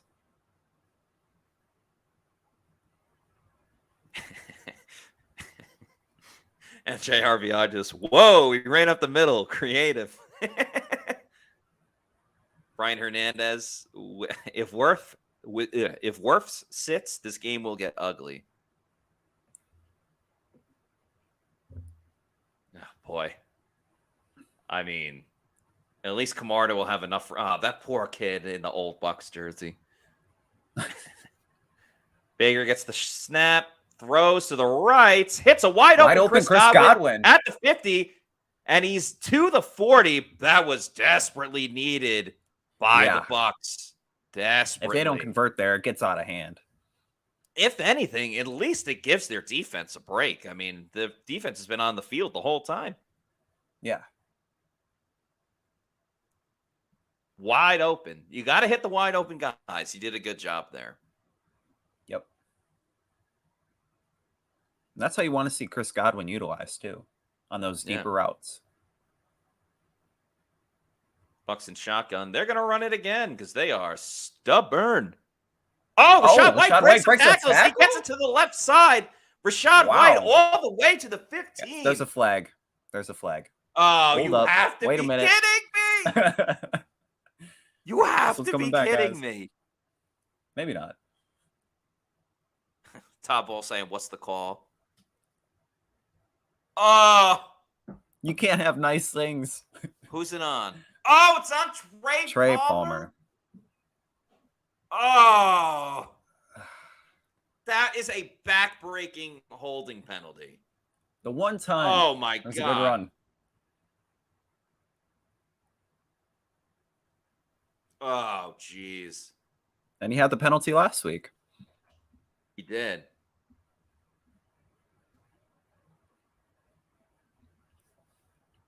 Sets up a weird first down, 1st and 13. Yeah. No. All right. Maybe it's not so. I thought it was going to be 1st and 20. Yeah, because of all the yards it's he picked not. up. Yeah. Another flag. Another flag. I'll start maybe. Jeez. Looking at really Gedeke can't here. get out of their own way. Yep.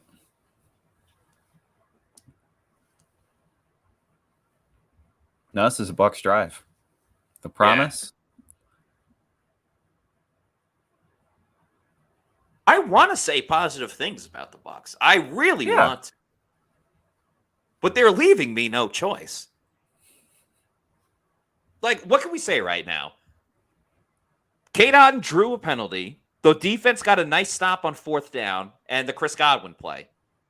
And Chris Godwin can't come up with that one. And sorry, that was Rocky Jarrett. I apologize to Chris Godwin.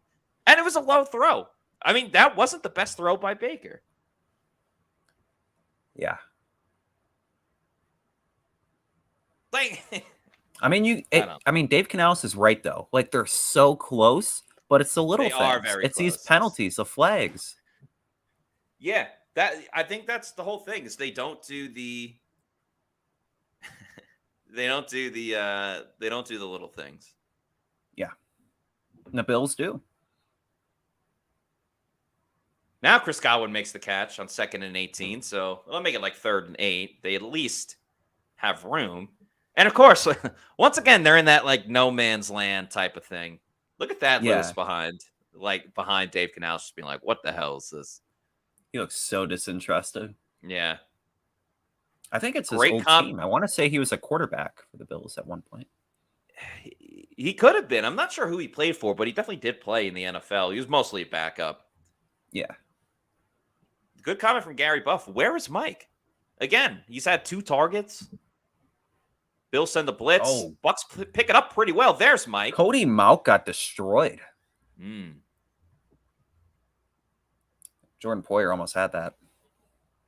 Yeah.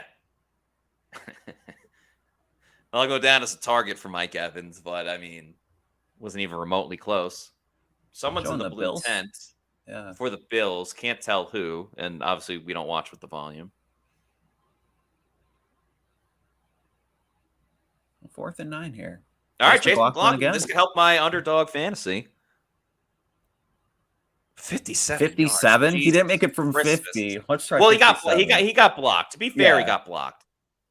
Now the wind. Chase McLaughlin playing it well, and it's good. The Bucs are on the board, and there's pushing and shoving. All right, let's relax, everyone. Camarda gets his helmet ripped off. I think by Terrell Bernard there. Him and Greg Rousseau into it. Jake Camarda, a little feisty. Jake Camarda he was putting ready. it on the line.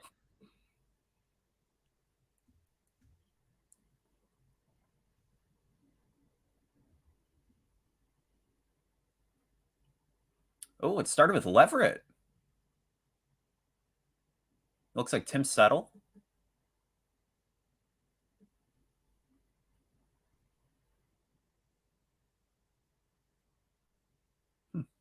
That's a very important drive for the Bucs. And if you have the Bucs plus 8.5. Wow. Josh S. says it best. Camarda gives no Fs tonight. It really does it.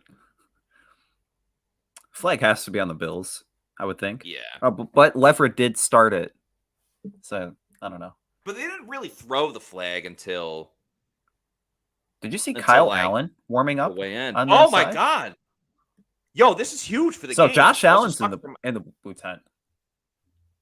Wow. What happened with him? I'm trying to think. I mean, his last play, he scored a touchdown. Yeah. And went in untouched. Just walked in there. Wow, that changes everything.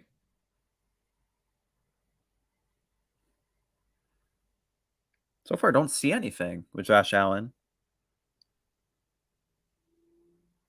Yeah, what the heck? Huh.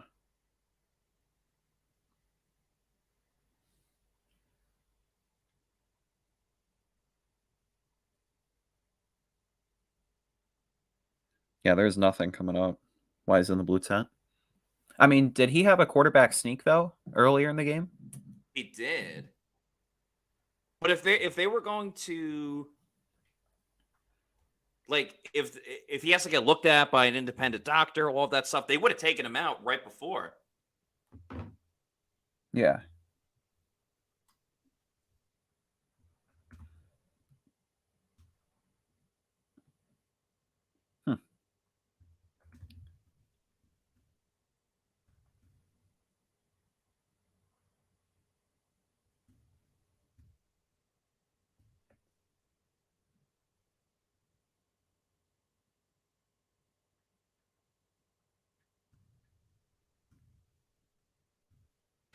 Whew. I mean, that would be a break that the Bucs desperately need. Yeah. Don't want to see a guy get hurt, but yeah, Stan Glassman wants to know what happened to Josh Allen. We don't really know. He's just so when we watch the game day streams, I don't watch it with volume, so not hearing what the announcer is saying. But Josh Allen was in the blue tent, and his backup Kyle Allen was thrown on the sideline. So yeah.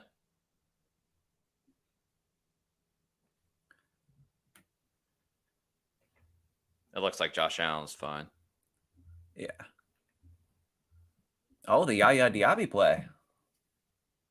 Play Yaya, things happen. So maybe either shoulder or ankle. He hit him in the ankle. He landed on his shoulder. Oh, yeah. Oh, wow. Philly made it close against Milwaukee. Oh, did that? Is James Harden playing? I wouldn't think so. Yeah, I don't. Yeah, it looks like Josh Allen's in.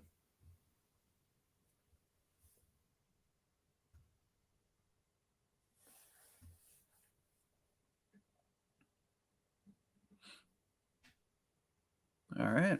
Let's see what the Bucs defense can do here. 7:40 to go in the game, second quarter. Let's also remember the Bills do get the ball at halftime. So this is a very important drive for the Bucs defense. I mean, they haven't really had success just yet. I mean, sure, they got screwed over last time with them starting at their own 20. But every time the Bills have had the ball, they've gotten down to the goal line. Yeah. Or at least the red zone. Ooh, Antoine coming up here on the side. Antoine Field Jr. with the blitz. Allen. The ball is tipped into the air. It's intercepted. It was intercepted. It's intercepted by Will Golston. Wow. Will Golston makes the big play. Holy smokes, the Bucs are right back in it. Who would have thought Will Golston of all guys right now? So happy for Will Golston. He's a great media guy, friend of the program. Winfield set it up. Tipped it with his right hand.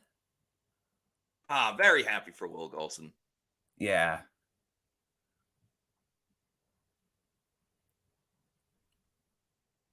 Spelled Antoine. Re-signed with the Bucs just to get an interception. Yeah.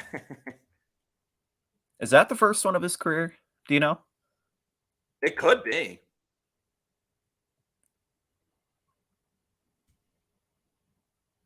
That is huge. Let's start with play action. Screen to Rachaad White. Get him out in space. He heads up to the field. That's a first down. He's inside the 10. He's at the 3 or 4. Ooh. Great play call by Dave Canales. The Bucs are in business. Yeah. That's why Rachaad White should be utilized in the receiving game. Tyreek Hill, telling you.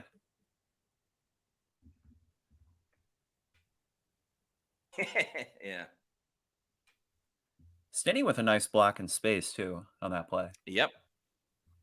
Oh, man. What a turn of events.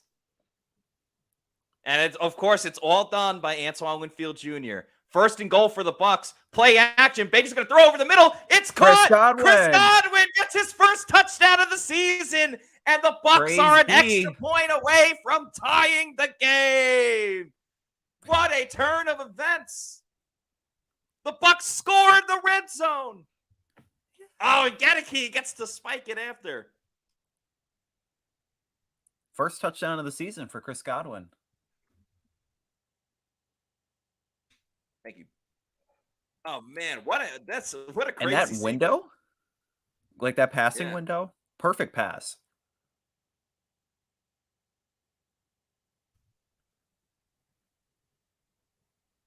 And we are tied up at 10-10. Wow. Who would have thought?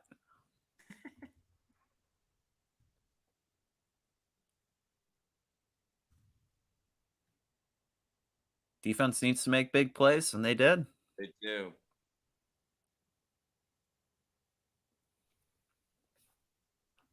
Wow. I didn't even put up the 10-3. Thank you so much.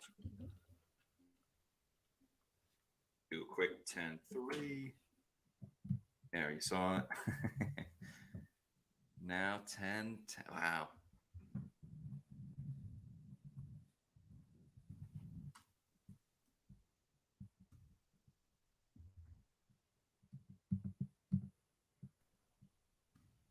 Yeah, first interception for Will Golston.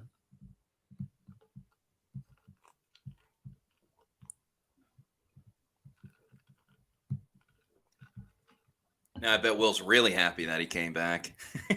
Yeah. Bucs Basement with the $2 super chat. Thank you, Bucs Basement.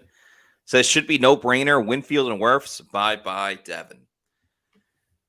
Listen, if you would, the argument isn't whether or not they should re-sign Devin White. The argument is, if you have to choose who would you re-sign first, Antoine Winfield Jr. or Tristan Wirfs, that's a better discussion. That is. In your mind, who would it be? I think Winfield, man. If Todd Bowles is your head coach, I think it's Winfield. I mean, look what he's done. Look what he's done the last 2 games. Look what he did against the Saints. Tristan Wirfs has blocked everyone. Don't get me wrong. This is not an indictment on Tristan Wirfs. But Tristan Wirfs can be the best left tackle in the league. The Bucs haven't moved the ball unless it was for that turnover. So the way Winfield changes the game compared to Wirfs, for as great as Wirfs is, I mean, Winfield's on another level right now. Yeah. We got a $10 super chat from Vise. Thank you very much, Vise. If you have another comment, we, of course, will put it up on the screen. Nicola says, Antoine, league MVP. Defensive player of the year, maybe. Something to say, but yeah, maybe. Angelina S says, Tampa. Showing last week's play here on the screen. Mark Fisher says, the problem is that we couldn't run it from the 2. We've been stuffed so often this season. Well, they scored, so who cares? Paul, a.k.a. Florida Dreamhouse, says, watch Evan's body language, guys. ... Not good. Didn't see that. I don't know. He usually rides with his guys, though.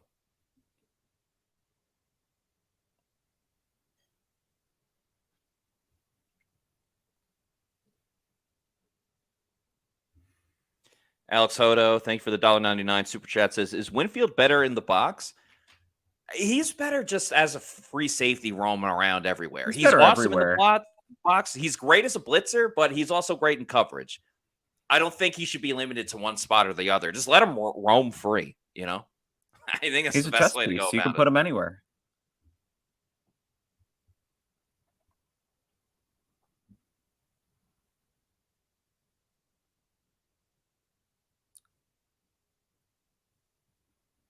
Total yards this quarter, Bucs 76, Bills 23. I haven't seen any video of Mike Evans.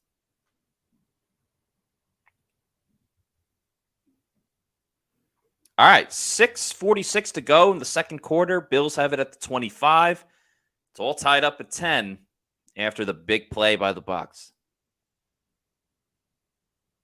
Jay, run it with James Cook. He cuts to the outside. Devin White can't get him. Misses the tackle. Yeah. And Ryan Neal comes up with it. So that's about a 15-yard gain for James Cook.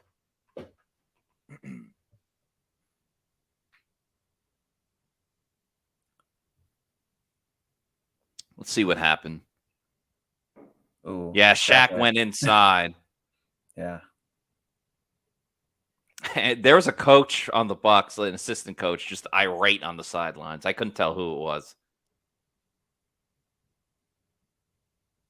Allen in shotgun. Throws over the middle to a wide open Gabe Davis. Nice tackle by Carlton Davis. Yeah. But Bill's moving quickly. CD3.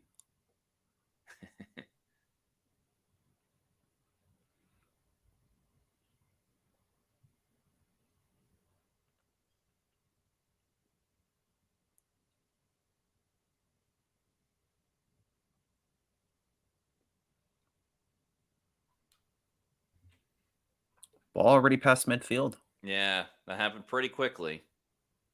And the Bucs have gotten very little pressure. The only pressure they've gotten on Josh Allen was the Yaya play, and Shaq obviously Barrett had one.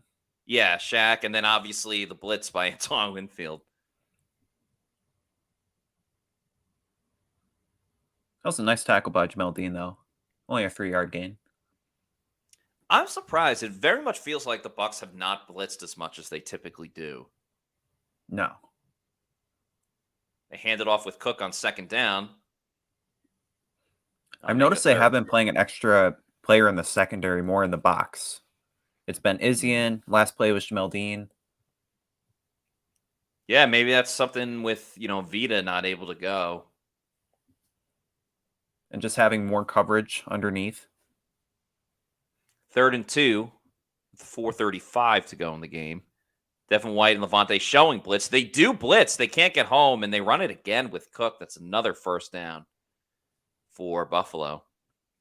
Ryan Neal making the tackle. And Neal's going to have like 20 tackles by the end of the game. Yeah. Just not a great push from the D-line.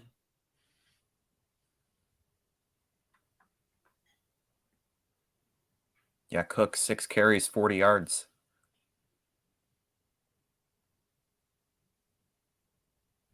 So not up the middle here. Yeah, 4 minutes to go. Stephon Diggs. Been relatively quiet for Stephon Diggs. He went in motion. And, of course, as soon as I say that, he catches the ball and heads up the field. Jinxed it, man. Down. I mean, he was going to get involved at some point. Yeah. And who else but Ryan Neal making the tackle out of bounds?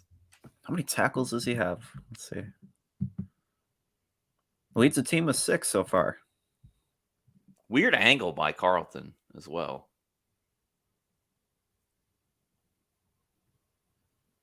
Allen throws to his left. Gabe Davis wasn't even looking. Yeah.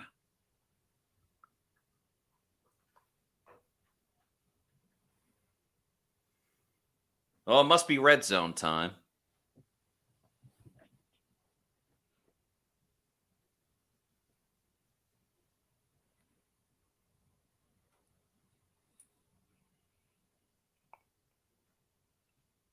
All right, you got Logan Hall, Anthony Nelson in the game, Shaq Barrett. Interesting. You don't see the Shaq Barrett, Anthony Nelson combo too much.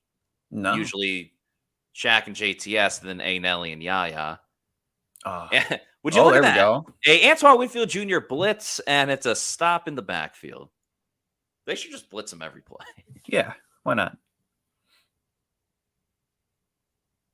I mean, you talk about game wreckers. He's up there with the best of them. And it was Winfield and David on that play. Yes, it was. Josh Allen would like the play clock to be pumped up, and it was. The home team gets a call. 3rd and 12. This is big for the Bucs. See if they bring the blitz. They blitz Winfield again. Allen rolls out to his right. Has all day to throw. It's caught, and that is a touchdown. Ryan Neal was in coverage. Yeah. 16-10, Buffalo. Rookie tight end. Dawson Knox out making a big play there. Ryan Neal in coverage, though, man. He's not going to hear the end of that one. That was man-to-man. Yeah. Mano-y-mano. So Bucs will get the ball back with 2:40. Let's take another look here.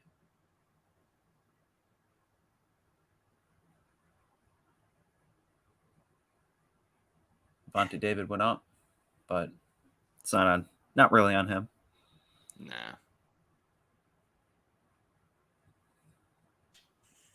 tough. Bucs just tie it up and immediately let the Bills go down the field.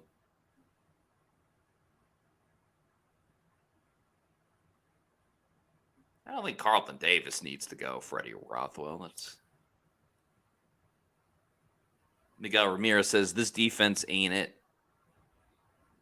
I mean, they've been solid this year, though. Yeah, this defense has been great. Yeah.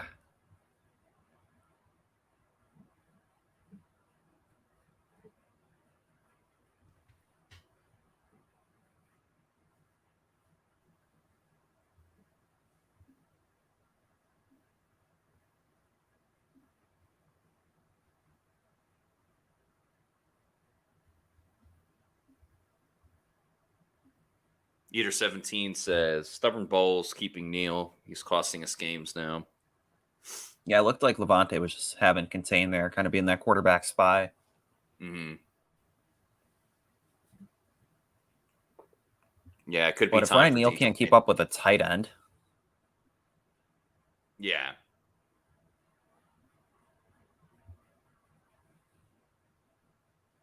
Joseph Affronti says Winfield carries the defense. Yeah, he very much does.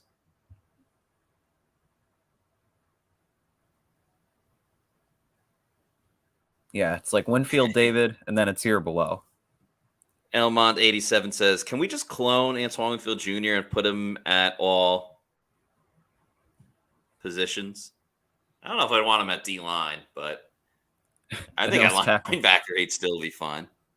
Yeah. Pat Rocco says, Bowles needs to make personnel decisions. If not, this ownership needs to move on from him. Vice, who had the super chat before, thank you, Vice, said, unfortunately, I don't have faith this offensive is capable of a slugging match. Yeah, I mean, let's remember, the Bucs got the ball at the 20-yard line, and they are able to score. It's not like they've efficiently moved the ball down the field. First and 10 they started with a run. White up the White, middle. Who does get up the field, up to the 40. He looks a little bit quicker. Yeah. At least on that play. I wonder... And then instantly they didn't call it back either. Nah. No huddle. Definitely a probably you could say Rashad White's best game of the season as they dump it off to Shad. Get him in space. 8 yards. Nicely done. You'll take it. I'll take him to the 2-minute warning. See if they run another play.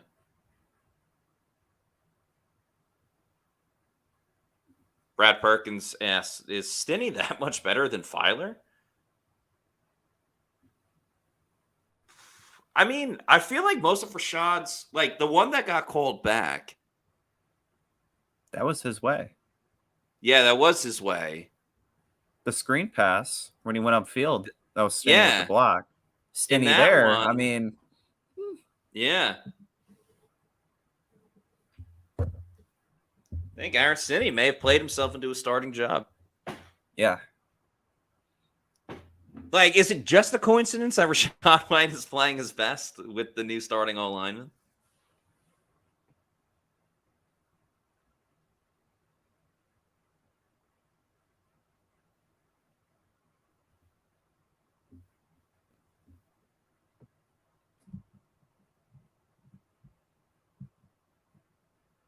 This is by far the best start for Rashad White. 6 carries for 34 yards, 5.7 yards per carry. And that play was Underdog Fantasy. Oh, all right. I'm not going to hit the Rashad White. He's at, because I had lower than 71.5. He's at 64 rushing and receiving yards. So, yeah, looks like he's probably going to get it, which I'm happy to lose. I have no problem with that. Looks like I'm going to go 3-2 because Levante David is already higher than 3 assists. Chase McLaughlin just needs one more field goal. And Josh Allen's at 179 passing yards. So, I don't know. Looks like I'm going to go 3-2 this week. Which, again, another winning week. Check out Pewter Picks and Props. Matty Diamonds. That's right. Holla at your boy.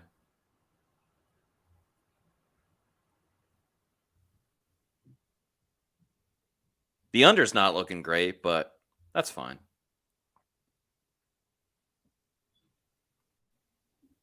But also, you never know. Like last week, the Chiefs game, who they play? They played the Chargers. Last week, the Chiefs-Chargers over was 48. There were 41 points scored in the first half, and only one touchdown was scored in the second half. So it got to 48, and so it went as a push instead of like really what should have been a win when you score 41 points in the first half. Yeah. I mean, scoring across the league has been down this year. It has. Albert Vonka says, "What's up with Ryan Neal? Start the backup with 2 INTs." Yeah, I'm with you. I think it's D. Delaney time. 2nd and 3, Bucs run it with the new and improved Rachaad White, and he is short. See if Buffalo calls a timeout. They do not. No. Because from what we've seen, Buffalo has moved very quickly with the ball. So, yes, you want to score. I mean, you got to convert this 3rd down. You want to score, but also don't leave a lot of time on the clock. You don't want to leave a ton of time. Now, granted, they have 3 timeouts, the Bills, that is. You don't want to leave a ton of time for them. So I like the pace that they're going at. Yeah. Baker looking, throws to his right, caught by Chris Godwin. Picks up the first. Yeah, the clock will keep ticking. That's fine. Bucs still have 2 timeouts. And again, you don't want to give the ball back to Buffalo, who does get the ball to start the second quarter or second half. Wow, Milwaukee's only up 86-83. Choke job. Don't say it. Baker gets the snap, throws over the middle to Rachaad White, who juggles the ball and then makes the catch. Yeah, I mean, check down read. Adam, you wrote about it, but during the week, and this first half, I think, is further evidence. It is clear that Rachaad White has become, I was going to say the 3rd option, but with Mike Evans essentially absent from this game. Yeah. Your top 3 options on offense really is Mike Evans, Chris Godwin, and Rachaad White. Yeah. Again, Trey Palmer has 1 catch. Kate Otten has 1 catch. No Devin Mike Tompkins. Evans has 1 catch. Yeah. Rachaad White has 4. In general. Yeah. Yeah. I think I'm playing against Rachaad White this week.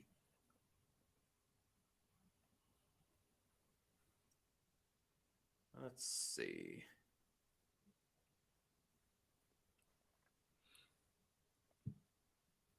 Second and 4 here. Yeah, Rachaad White has 11 seconds. fantasy points. Good for him. That's solid. I got James Cook and Mike Evans. Mike has done nothing.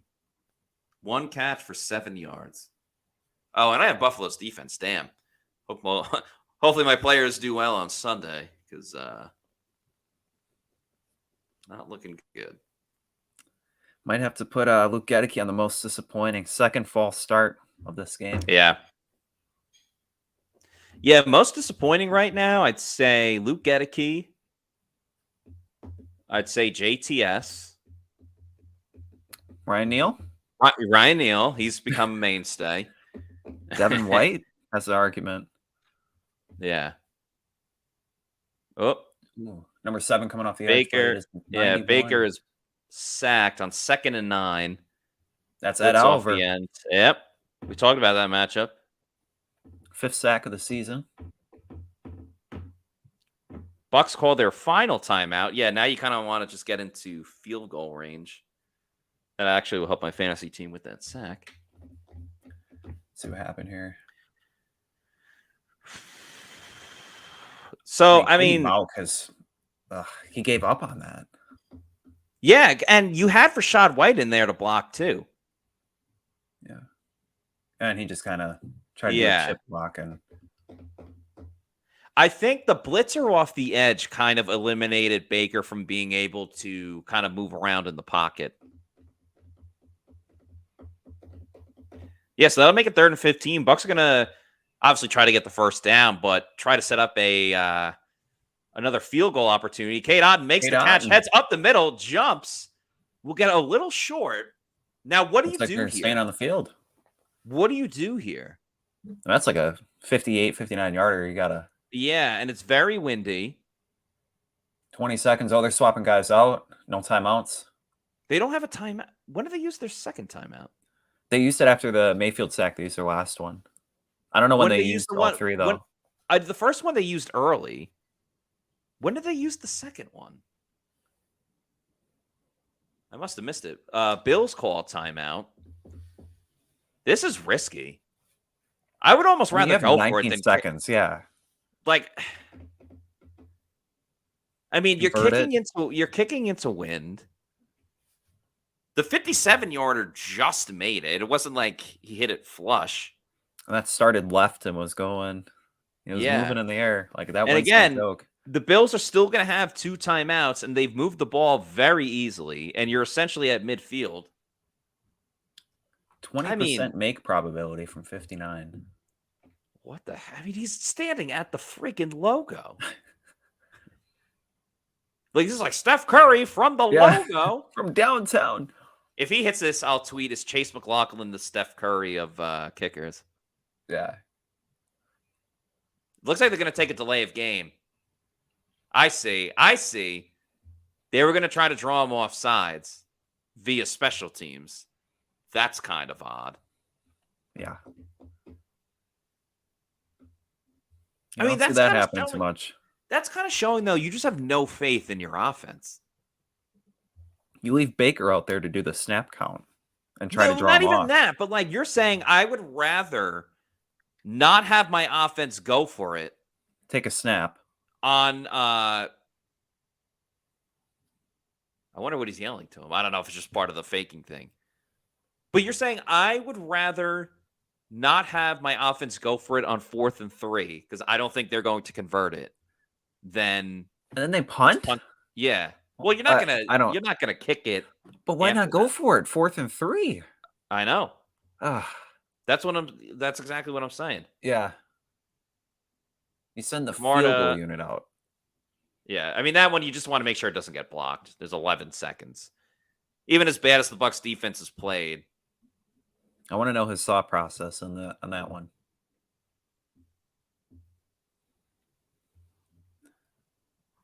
Or if you have the field goal unit out, and you're so set on it from 59, try it. What kind of move is that, punting?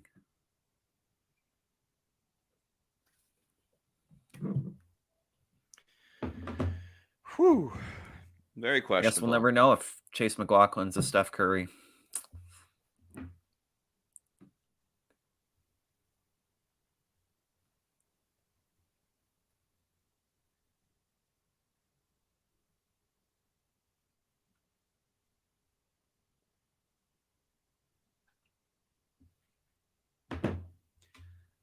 Will they kneel it or will they?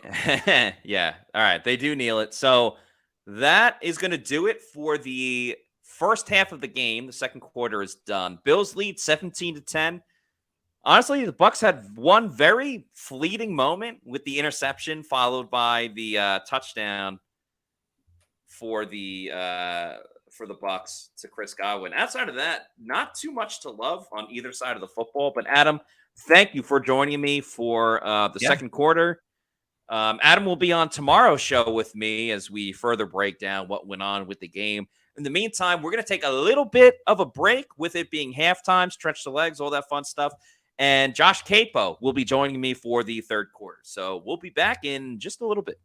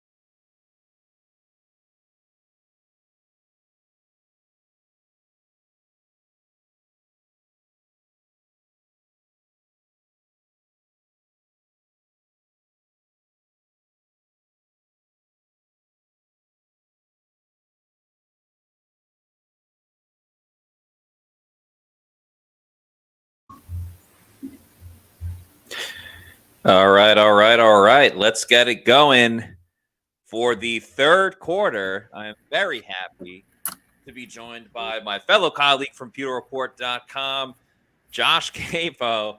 Josh, I chuckled as I'm saying your name just because I'm very interested to get your initial thoughts on what's just a game that right now I would identify as wacky. There's no reason it should be this close. I know. I mean, it's amazing that it is. Antoine Winfield Jr. campaign for Defensive Player of the Year should be well underway. Yeah. I have no clue what that 2-minute drill was. That was like, I put it out there. It was almost like this coaching staff did everything they could to not score points. Yeah. It's like when they have the meeting at the beginning of the season where they give everyone the script, right? Because, the whole thing is pre-written. Yeah. Somebody forgot to tell the Bucs coaching staff that they have to sell the acting. Yeah. Right? They're the soap opera actors of this whole thing where you're like, yeah, we know you're faking this. And it's just so odd. Like last week, the first drive of the game, Bowles decides that the offense is going to go for it on 4th and 5 or whatever it was. And then this week already, or this game, I should say, already you have 4th and 2 twice or whatever it is. And he decides not to go for it. Nah. Then that wacky, I don't know what that was with the fake field goal delay of game on purpose. Yeah. So I have no pause or rewind abilities as I am joining from a hotel room in the mountains of Tennessee at the moment. Oh, cool. Yeah. So I just saw, I want to say like a Dalton Kincaid 10-yard, 12, actually more than 10-yard slant. Okay. So you are a little behind me. Okay. So what I will do, let's see, can I pause this? Somehow I'm live and still 3 or 4 plays behind everyone else because I've got NFL Jesus on. And I'm like, oh, wow, I'm 4 plays behind. Okay, so I just paused my TV. You're going to see in 2 plays, Josh Allen rolls out to the right, and there's a flag on the play when they, without giving too many spoilers to you, as soon as they cut to the ref as soon as they make the cut to the ref making the call, let me know, and then I will unpause it, and then you and I will be on the same page. Gotcha. But early on, it's not going. Go ahead. I was just gonna say I'm watching the Prime Vision, and I love their analytics guy. He's awesome. Oh, cool. Yeah. I've watched it a couple of times there. He's been fun. Okay. So they just ran the rollout, and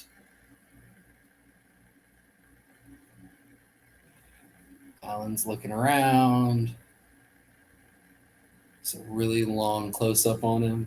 There we go. All right, ref just called holding. Cool. Yeah, so things not going great for the defense, really for the whole game. But, oh, boy, it's a holding on Ryan Neal. Persona non grata among Bucs fans right now. Oh, man. Can we go find the article I wrote in the offseason when they signed him? And I said I was so excited and maybe erase that from the internet. Well, we know the name of this game. The Bucs will probably get the stop in the red zone. Actually, maybe not. They allowed a touchdown on the last drive. And let's face it, the offense, credit to them for the momentum play as Gabe Davis gets the first down. I mean, outside of the touchdown drive where they started at the Bills' 20, the offense just seems to get to midfield and then, once again, get in their own way like they have. Oh, so much. Yeah, just bad passes when guys are open, drops when there's a good pass, pre-snap penalties. I mean, Luke Gedeke, for all the hype that he's gotten this year, 2 really bad false starts. Alex Rose, caught by Stephon Diggs. Hey, Devin White made a tackle. Look at that.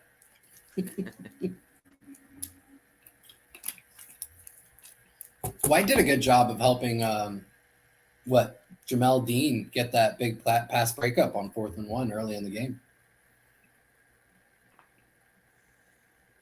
Oh man, it's been tough sledding for the Bucs tonight. Trying to find positives, and you're like, remember that one play from way long ago? That's how it's been. Woo! Jamel Dean missed. Ryan Neal. Everybody's missing. You miss a tackle, and you miss a tackle, and you miss a tackle. Oh, buddy. It's going to be Bucs, a long 10 days. They stink. They don't stink, but they don't stink, but they suck right now. Like overall, they do not stink. Exactly what you mean with that distinction. Well, and a lot of this is, I mean, they're getting almost no pass rush, right? Yeah, so that's the biggest problem. Like, okay, so that first big play, like early on in the first half, people wanted to get mad at Neal when Shakir caught it at like the 2-yard line. Yeah. It was when they ended up getting the, I think the 4th and goal stop when they switched fields. You mean that when they had Greg Gaines run contain for Josh Allen? Yeah, and like that one, people were yelling at Neal, but I was like, well, it's zone. Josh Allen had 15 seconds to throw. Like that wasn't like, all on Neal. Not that the rest of his play has been right. I think the bad thing though is when things started to break down, he took a really bad angle, which allowed Shakir to then pop. Yeah, open. Sure. All right, 2nd and goal for the Bucs defense against the Bills offense. Little play action. Allen throws. Gabe Davis. Oh, hold on, Josh, because I got a question for you. So in the first half, do you remember when Baker missed that throw to Mike Evans, like kind of by the sideline on the right-hand side? So my TV was glitching at that. You're talking about that first down on the first drive? It was early in the game. After they got their first down. Yeah. Yeah. Okay. So when Bailey was on, I asked Bailey, I said, was Mike open or wide ass open? And I think Bailey said wide ass open. So I'll ask you the same question on that touchdown for the Bills. Was Gabe Davis open or was he wide ass open? He was more than wide. He was wide everybody open. Just take all the orifices and make them open. That's how open he was. That is 24-10. Oh, buddy. The good news is we have a super chat from Bucks Basement. Thank you to Bucks Basement for the $2 super chat. Is it safe to say Bowles is on the hot seat? Blazers are patient. I'm going to say no, not yet. But if he keeps making these ridiculous, like, these short yardage situations, whether to go for it or not go for it, or listen, if you want to be passive and say, I'm going to rely on my defense, fine. But then when your defense shits the bed like it is tonight, like, changes have to be made. Like, the run game has been the best that it's been in a while. You can't just be like, oh, Matt Filer's got to start at left guard because he only lost his job due to injury. Like, I don't know. Aaron Stinney's looked fairly good. Some of the big plays from Rashad White have been to the left side. Yeah, I think I come down on a different side about Filer. I think he was not a big issue in the run game. Like, all right. For me personally, but I do agree changes need, like, you can't come out every week and say we're going to spot drop the same way every single week. We're going to run a couple of really creative blitzes that are going to catch the guy off guard and hope that creates some turnovers, and good teams are going to exploit it. This is a good team that's exploited it, and you've got to make some changes there. Like, you've got to figure out in-game management better. You've got to be better on 4th down decision making. You've got to understand that, when you have 120 seconds left in the half, you don't have 150 seconds left in the half. Right. Like, these are simple things. And it's perplexing. Like, their in-game management is horrendous. And then the game planning is questionable at best. David Teguma says, if Keyshawn Vaughn enters the game, I will throw up. If you do, send a video of it and tag us in it on social media. Oh man, the Black Friday game, I didn't realize it was Miami Jets. Yeah, I'm so pumped. I was actually initially thinking about flying to New York for it and potentially going. But now that since Rodgers got hurt, I don't know. That may be his return game. That crossed my mind too. So yeah, I don't know. We'll see. Got a little bit of time. I'm actually really bummed about that game now. Why? Dude, I work retail. Oh, true. Yeah. Ah, damn. Their game's my Super Bowl. Yeah. That's a fair point. By the way, I think you're buddies with this guy, right? Jonathan Fuentes? I am. He's my best friend. World traveler. Yes, I remember that. Says Josh Capo for new offensive coordinator. Oh, goodness. No, that wouldn't be good. People would be yelling at me for passing on every first down. Baker and shotgun. Play action. Nobody home. Wow. What a spin move. Baker like a ballerina. Nimble on his feet. He hit B. He hit B a few times. I don't know if this is sarcasm or not, but Lord Jimbo 2 says, thank God, a first down run. I think he may be saying that for me. Like the one that I call. My goodness, look at that. You know, it's amazing Baker's escapability this year because he has not had that the last few years. I don't know if he's had it to this degree his entire career. Yeah. Well, something about playing in Tampa just brings the craziness out of you. Yeah. Now they run it up the middle. Carolyn Yates says, we need Derrick Henry. Come on, Jason Light. They're not going to get Derrick Henry. They can't afford Derrick Henry.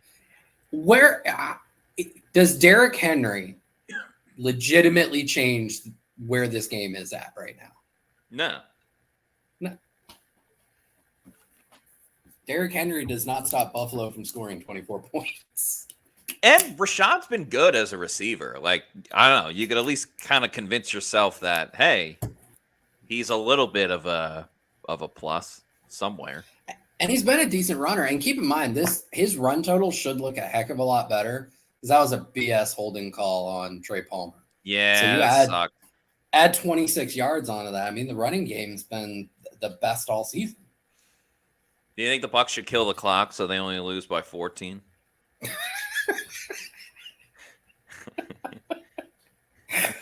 They'll play a hurry up right now with, I don't know, over almost 24 minutes left in the game. Then they'll get it close, and with 2 minutes left, they'll decide we need to gas this clock. Bucs are having a solid run game too, overall today. Yeah, poor Rashad White. That penalty taken back. Chris Godwin goes in motion. I was gonna say second week in a row where that's happened, and on Trey Palmer. Yeah. Baker cannot run. I was gonna say I thought that other one on Palmer was not great either. Yeah, didn't love that. Baker cannot scramble far enough for the first down. It's going from bad to worse for the Bucs. Again, nothing from the offense today besides a drive that started on their own 20. Or, sorry, on the Bills' 20. And the Bills got aggressive on the first play, and they had the right play call with the screen. Dude, how about your boy Camarda getting in the mix on that? Yeah, getting his helmet ripped off. Punter won. Putting his body on the line for the team. After that first punt, I saw are you familiar with Ted Wynn from The Athletic? I have had a steak dinner with him at Elmo's in Indianapolis. It wasn't just the two of us. Clearly I was candlelight. Clearly I was the plus one of John Ledyard. Yeah, that was an all-star dinner though. That was me, John, Trevor Sikkema, Ted, Ari Shafir, not Ari Shafir, that's comedian. Arif Hassan. Arif Hassan, yeah. Yeah, and Mark, what's his name? Schofield? Yes, yeah. Yeah. That is a star-studded one. Yeah, it is, for no ball. So Ted, when I saw like after the first punt, he's like, "Yeah, so that was actually like an amazing punt. Not something I typically will talk about. Like put out there. I can't remember exactly what it was. I was like, well, welcome to the Camarda Hive. Yeah. Like I'm accepting applications. That's great. Ted was the one, he had a tweet the other day that was like, yeah, only one thing has stopped the brotherly shove by the Eagles, and that was nose tackle Vita Vea, or whatever it was. Yeah. Something like that, though. Yeah, and then Will Golston as the Robin, right? Because I think Golston was the one who launched himself over, and kind of got the stop too. So,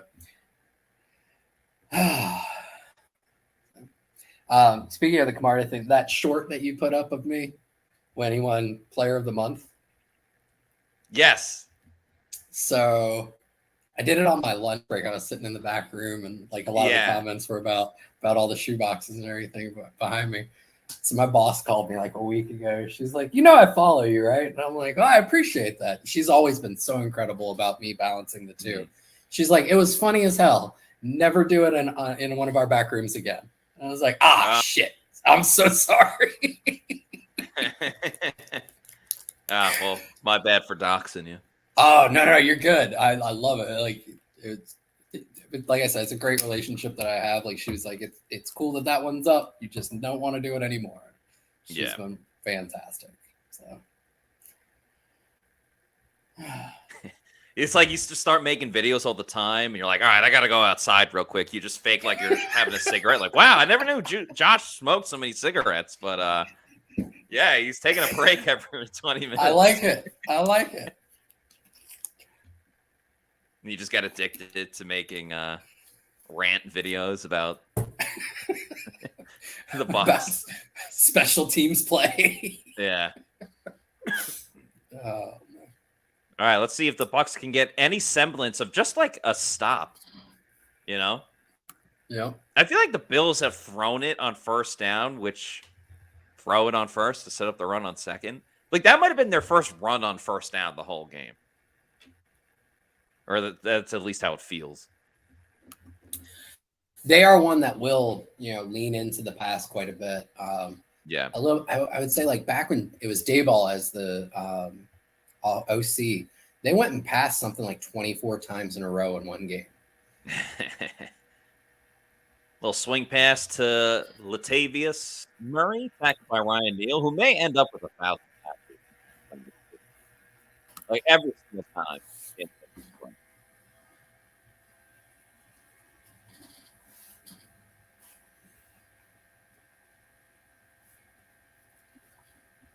This is really like a gotta have it third down for the Bucs defense. I do like that Yaya Diaby is on the field. I want him to get more snaps. I also like that the DBs are up towards the line of scrimmage a heck of a lot. Yes, finally. Oh, Josh Allen's going to scramble. He points to his guy. That's a catch. Levante is saying no. I tend to trust his judgment, but yeah, it looks like a catch. They're going to hurry up because it doesn't look like they want that challenge. I mean, the Bucs have not forced a punt tonight, if I'm not mistaken. I think you're right. Oh, that was definitely a catch. Toe drag swag.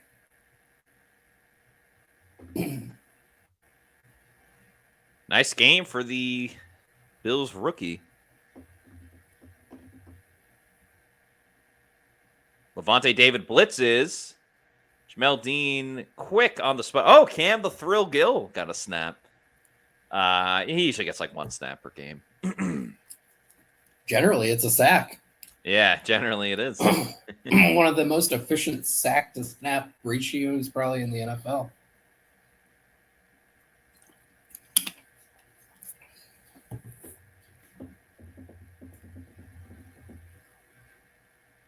All Baker Mayfield can do is wait. 2nd and 5 with 5:15 to go in the third quarter. Bills are dominating. Allen has all time to throw. Looks down the field. Incomplete. No flag. It was like a bumper car crash. I mean, It was definitely incidental. I think the no flag was a good call, but you just see like the bump right there, and like Dean like acts as if he just got hit by Vea. Yeah. He just bounces.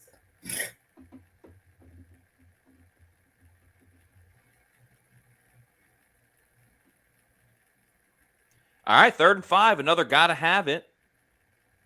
If you're a Cold Stone fan. Oh, incomplete. Nice play by Carlton Davis. Bucs get a big stop. Josh Allen is lobbying for a call. Does not look like he's going to get it. All right, a big time stop for the Bucs. And a needed one.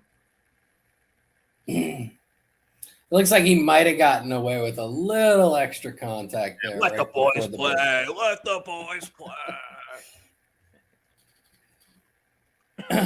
So here you go.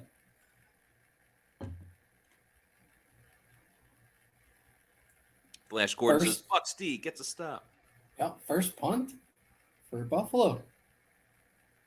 Touchback, touchback, touchback, touchback, Oh, touchback. oh. Go, go, go, go. No, wow, what a punt. Oh, boy. Oh, boy. This is bad for the Bucs. Remember what happened last time they started that far away. It's happened a lot this year. They have started inside their own 5. Yeah. Quite a bit. Right at the 4 and just stops. Kells 808, who I believe, based on the roll call, is watching from Hawaii. So it can't be that sad. You're watching from Hawaii. Anyway, says, this is just sad. Well, if you're watching from Hawaii, I may be wrong on the time offset, but the whole it's 5 o'clock somewhere pretty much applies to you right now. So open up a cold. Yeah. Yeah, he gave the little mahalo thing. I have watched a fair amount of Hawaii football this year. Just because it's like, oh, man, I've loved watching so much college football today. I want to watch more. And it's like the last game that's on at like – it's usually on at midnight. So at that point, I'm like, oh, I'm either up money and I can win a little bit more, or, man, I'm down. Let me try to break even by betting on Hawaii. Chase the dragon. Yeah, chase that dragon. Football fan who started off the day with Super Chats said the offense needs to do their part. Yeah. I mean, what has the offense done that wasn't hand-fed to them by the Bucs defense? Riddle me that, Batman. Yeah, they shoot themselves in the foot quite a bit.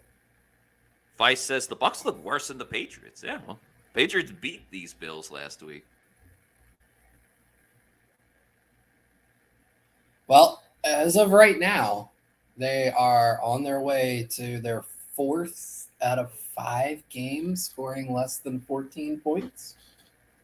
Ugh, that's vomit-inducing. Yeah, you got the New Orleans game, which looked nice, and not a whole lot else. Yeah, it does look nice, too, until you remember that in that game, they had 2 drives that started at the 20 or within the 20. But I digress. And Bucs guy says the best 20 ain't going to cut it tonight. Mathematically, it is not.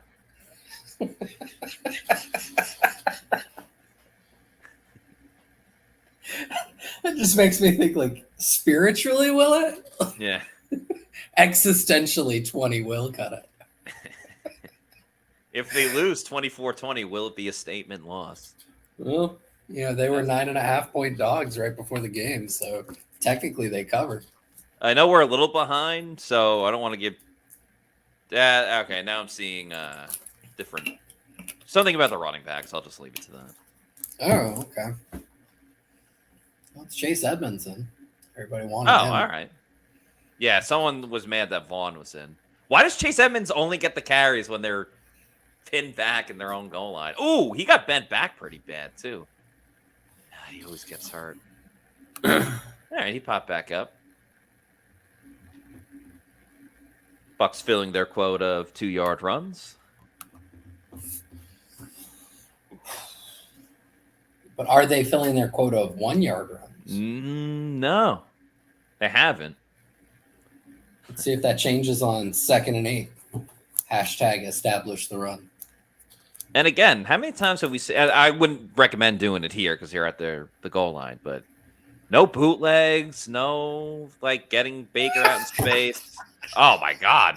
It's a 1-yard run. There you go. Tonight's Powerball numbers will be. Yeah. 1, 2, 1, 1, 2, 2. And it'll be like 15. Oh, wait. Nope. We got to take that one back. Negative 11. Yeah. Oh, man. All right. Last thing the Bucs could use is a 3-and-out in this territory. Baker dropping back, throws over the middle, caught by Praise be to Godwin. Now this will be the time where Todd's like, you know what? We got to go for it. I would love it. I would absolutely love it. Because with 18 minutes left, down by 2 scores, your odds for punting this, holding them to no points, getting the ball back in reasonable field position, and then scoring a touchdown are super low. So do something to change shit up. I'm with you. But as what are much the odds as I love say, the man on the screen, this is not it. what do the odds say about the coach really believing in his defense because he also calls the plays, although he might be oblivious to it? And I've never gotten that. About that? Nice punt. Nice punt by Jake Camarda. Oh, look at that Bad coverage by the Bucs, but hopefully, and who jumps? It looked like he was down, but who jumps on the ball? Jake Camarda. Camarda. Hopefully, it's a hold on the Bills, but I have a feeling it's probably going to be on the Bucs.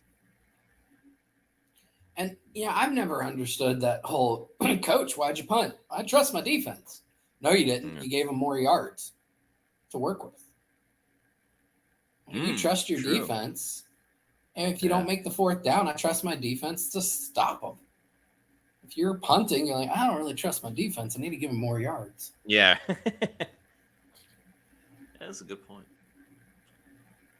Wow. Someone named Neil did something that helped the Bucs, but it was a holding on Neil of the Bills.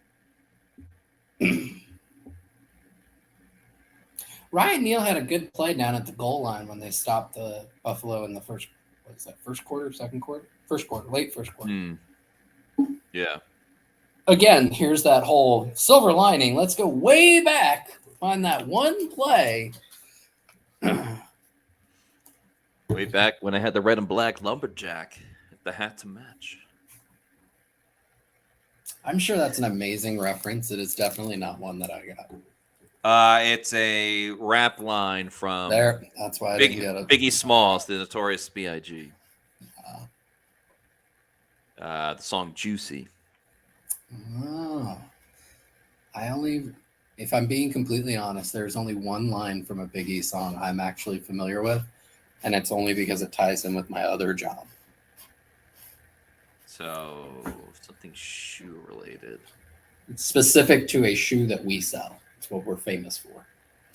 The line is up. She spilt wine on my cream wallows, referring to the Clark's Wallaby. Wow. I don't even know that line. So shout out. There you go. We got fine says, can we go for it on 3rd down? I have a feeling it's just a typo. Actually, if it was a typo, it would have said 3rd, like 3 with a TH. Yeah. No, anyway. I think he meant it. Big Sack says Ryan Neal looks like he runs a 4.8. I want to say Scott found it somewhere. He's like a 4.6 guy or something like that. Pat Rago says, I'm hearing chants of bring back Byron. Aaron Campbell says, I'm very surprised you know that line, LOL.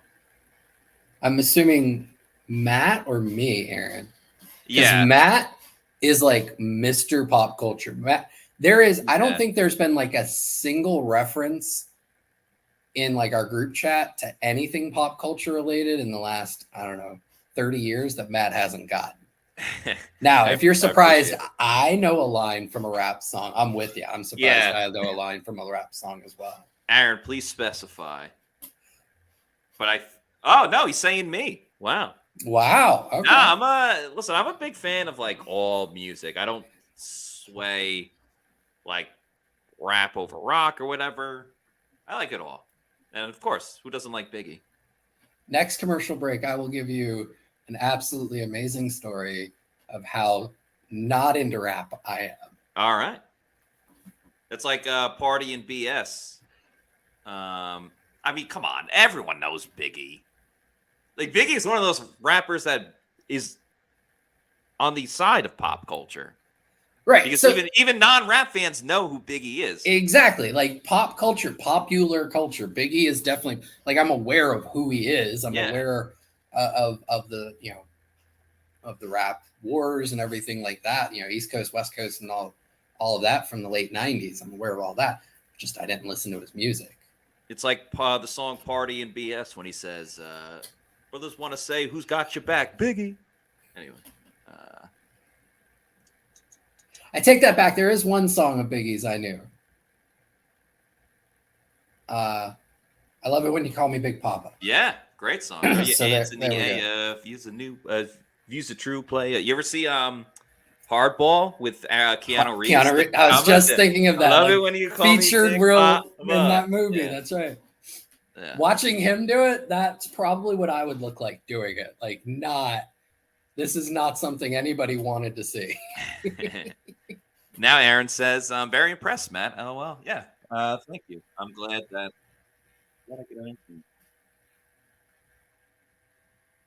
Woo. Looking over the middle, incomplete. I would have laughed if Antoine Winfield Jr. got the interception. Just like, what can't this guy do? Like, next week he'll actually, it'd be funny. It's like Antoine Winfield gets the interception. Whatever happens, like Antoine's best player of the game. Saturday, he ends up like hosting SNL or something. It's like, wow, this guy literally does everything. Next week he's RB1. Yeah. He becomes the Travis Hunter of the NFL. Yep, and then starts doing his own Bo Nose commercials. Yeah. It's on with Twan or something. I don't know. Just spitballing here.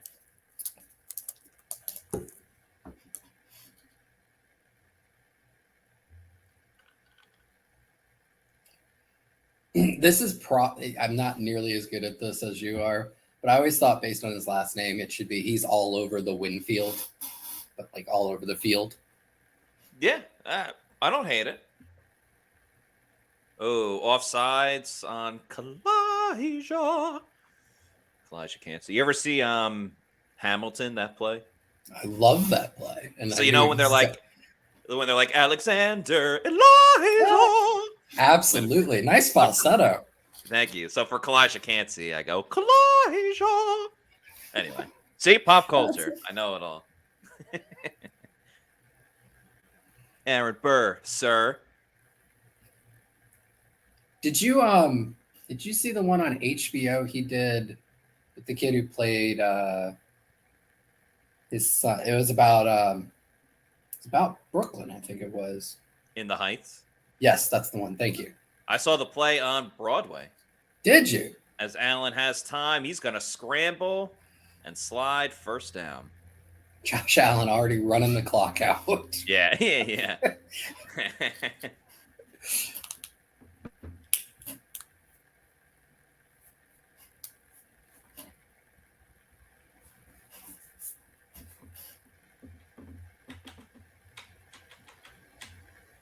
Oh boy, yeah, this is one of the few times Bucs ran man, and he just took advantage. Nobody accounted for him.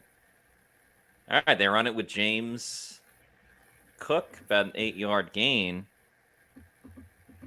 Yeah, run it with him more. The Bucs are going to lose. At least pad my fantasy football stats. Buffalo should just go out and trade for Dalvin and restore the Cook brothers to the same team. Yeah. And then you would get an AFC matchup, the Cook brothers against the Quincy brothers on offense and defense. As Anthony Nelson, I thought the Bucs were offsides, to be quite honest. So did Buffalo. So did the entire Buffalo offense. But that's a sack for the Bucs. And again, as odd as this game has been, the third quarter is going to end in a very odd way with a gigantic loss for the Bills via the sack from Anthony Nelson. So, Josh, I've thoroughly enjoyed this time together, even as wacky as it's been. Oh no, I gotta give you the story. Oh yeah, all right, give me the story because we're at commercial, and then if my buddy Johnny's on, he will know exactly what it is. It was basically the first rap song I ever learned. Did not even realize it was a rap song. So, Boys in the Hood, cruising down the street in my 6 Pro. Love the movie too.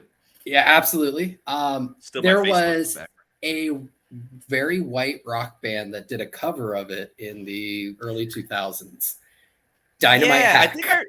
I think I may have told the story to you. Yeah, but it's been a while, so I forget a lot of the details. And it may have been on this podcast that I've done it before. So anyway, so when it came out, it was all over like alt rock stations, which is what I listened to. And so I learned the entire song thinking it was like this ironic song done by this kind of very middle class white rock song or rock band. So I'm singing it in the car one day with my buddy Johnny, and he's like, "For God's sake, can we just listen to the original?" And I'm like, "What do you mean?" Yeah. He's like, "Don't even tell me you have no clue what." I was like, "What?" And then he played the original for me, and that is how I found out that Boys in the Hood was done by NWA. So there you go. There is exactly how white bread I am. Thank you very much, and have a good night. Yeah, thank you, man. That's a hilarious story. Josh Capo, ladies and gentlemen. Josh, thank you for joining me for this third quarter. Thank you. See you, bud. All right, see you later. All right, thanks again to Josh for joining me. And now the fourth quarter, it'll just be myself. But also with all the Pewter people, which I appreciate. And as frustrating as this game has been, I totally understand, Bucs fans. We will recap it as well on right on our YouTube channel. We'll have the Pewter Postgame Show. Scott Reynolds will be joining me. That'll be going on. We'll probably do it a little bit earlier than we typically do, like when a game is done, because let's face it, it's 10:30 at night. People got to work tomorrow, things of that nature. So, yeah. Angle says, Matt sending it home. Yeah, that's the plan. Luke says, hashtag Matt hat. I've tried to, so I usually wear the hat for the games as 3rd and 11. Levante David gets the stop tackling Stephon Diggs. But I figured the Bucs have lost 2 in a row. Why not mix it up? Try to change things up a bit and not wear the hat. But it hasn't really helped the Bucs. It'll be 4th and 4. Bills are going for it. Scott is not in Buffalo, Luke. He's watching from his house. Freddie Rothwell says, pissed off Pewter people! Exclamation point. All right, 4th and 4. Will they run a play? Will they try to draw the Bucs off sides? There's a lot of communication up front. Anthony Nelson almost jumped. 5 seconds on the play clock. 4, 3, 2, 1. Looks like there's not going to be a play call. The Bills call timeout or take a delay of game. Looks like it's going to be a delay of game. I forgot now. I was actually just thinking that. Logan Merrick says, Matt, move your stream forward. You're way behind. Yeah, I paused it because Josh's was a little bit delayed. All right. Yeah, I'll just do that right now. Why wait? Actually, I'll get out of it and then go back in and watch live. Yeah, again, guys, I went behind. I see it's at a commercial now. I went behind because Josh's thing was delayed. So I wanted to be on the same screen as him. And if anything, you get to watch the play and then see our reaction to it after. That's kind of a little bit of the fun of it. But I did fast forward now, so we're all watching at the same speed. Lucas Batiste says, let's run on all 3 downs. Angle, LOL, Josh, even when he's in Tennessee, he has the late stream. Yeah, I don't know why that is. Caleb Bartlett says, can we get your honest opinion now if this game and team of this game and team? Yeah, my honest opinion, I mean, it's been a bad night for the Bucs defense. They need to figure out their pass rush when they're not sending the blitz. They have major issues on offense. The pass blocking has regressed. Mike Evans is nowhere to be found. The run game hasn't gotten that much better. It improved. But, I mean, they have 10 points on the board, and 7 of that 10 came from the interception by the Bucs defense. So, really, the offense has been responsible for 3 points tonight. And we're looking at another game where the offense is going to score under 20. So it's been bad. It's been really, really bad. And the defense has saved the Bucs a ton this season. So honestly, they're kind of due for a bad game. Or like you can't expect them to be Hercules every single time. So yeah, that's my opinion on it. I guess Bills had another great punt because the Bucs are once again inside their own 5.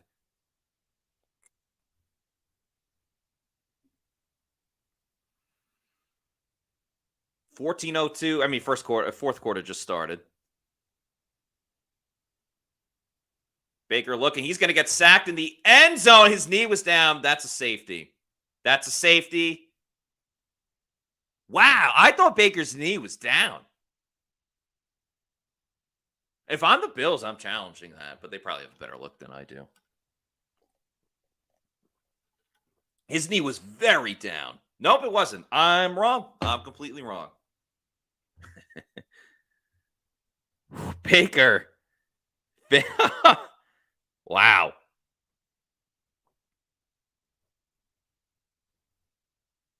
All right, 2nd and 10.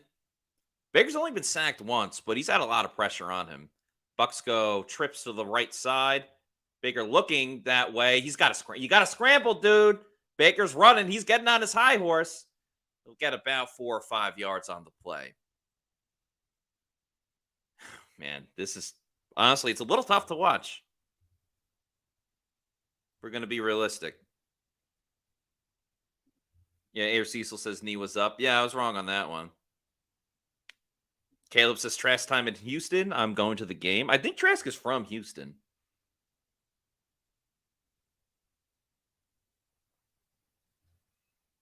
Yeah, some people are blaming Baker. I would love to see like how the receivers look. Like, what do you want Baker to do if no one's open? But that'll be an all 22 thing. 3rd down, Baker across the middle. Oh, that nearly got picked.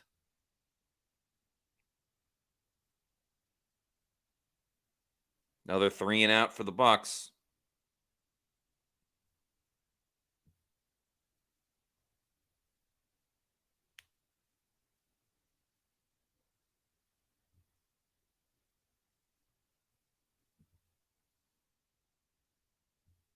Randy Douglas says Houston is a great example, excuse me, of why you gamble on a high draft pick.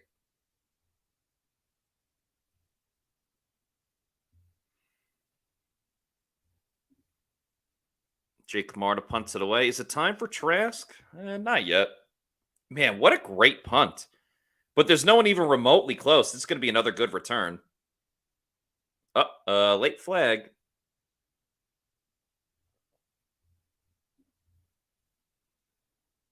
I mean, something needs to change.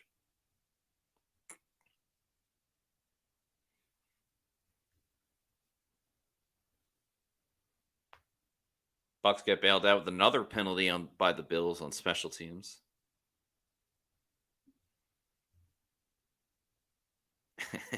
Matt Bucs fan just gets on, says, way late. ... Holy shit. Lucas Batiste says, Baker's doing his best and it's not good enough. Good point by Freddie Rothwell. Trask is a pocket guy and we got no line. Now, Kyle Trask did run a lot during training camp, but it's training camp versus, a legit game. And pass blocking has been so-so.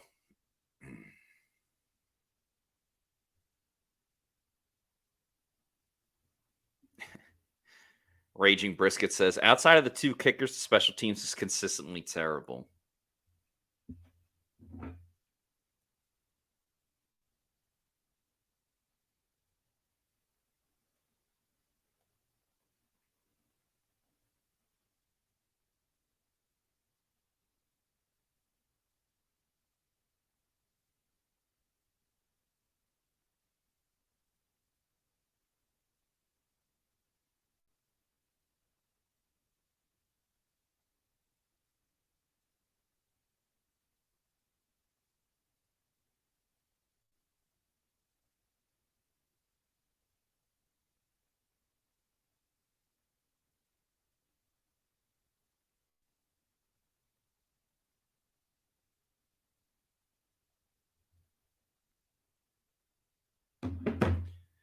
All right, let's get back to the comments. Mark Fisher, how can Allen have guys open 1 second after the snap and we can't find someone after 3 seconds in? It's a fair complaint / criticism. Ferretti says, if Brady never came here, this offense wouldn't have scored 10 points a game for the past 4 years. Brian Chukic says, Devin White needs to be released. Well, maybe they should try to trade him. Or they shouldn't release him because if they let him go in free agency. Oh, Green Day is playing after the game. That's cool. I saw them live once at Madison Square Garden. And, of course, shout out to 2 Chainz. 2 Chainz! Mike Evans, I haven't looked it up, but he's had 3 footballs thrown his way. Mike Evans has made 1 catch. Oh, Peter says, I appreciate the show tonight, Matt. Thank you very much, Peter Ralston. I appreciate you watching the show. I appreciate all the Peter people that are tuning in, even with an abysmal game for the Bucs. 12:58 to go. We still got a long way to go in this fourth quarter. James Cook with a run. Tackled quickly by Will Golston, who him and Antoine Winfield Jr. are really the only the only stars of it. Lucas, thank you for this comment. Says, Matt, you're the only good thing about this game. To be fair, there wasn't that high of criteria with how bad the Bucs have played, but thank you so much, Lucas Patisse, for the very nice comment. I always enjoy chopping it up with everybody. Shaggy with a good comment. Bucs giving me the brain pain. Second down, Allen looking. Oh, Bucs had solid pressure. And somehow Shakir made the catch. I mean, there wasn't a lot of room. Yaya Diaby was closing in. Anthony Nelson was closing in. It's a second too late. And Devin White can't make the play.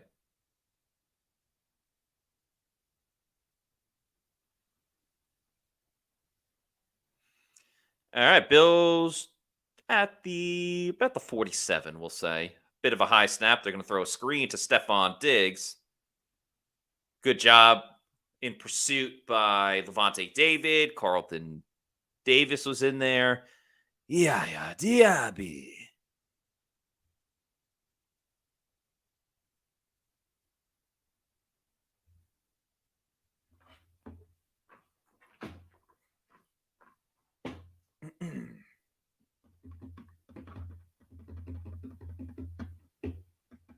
Second and 9.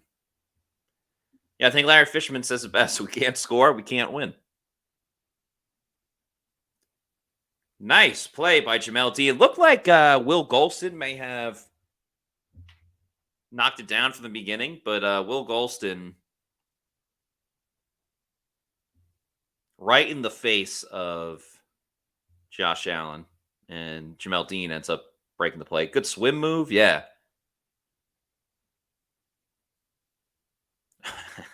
I don't know how that ball didn't get knocked down.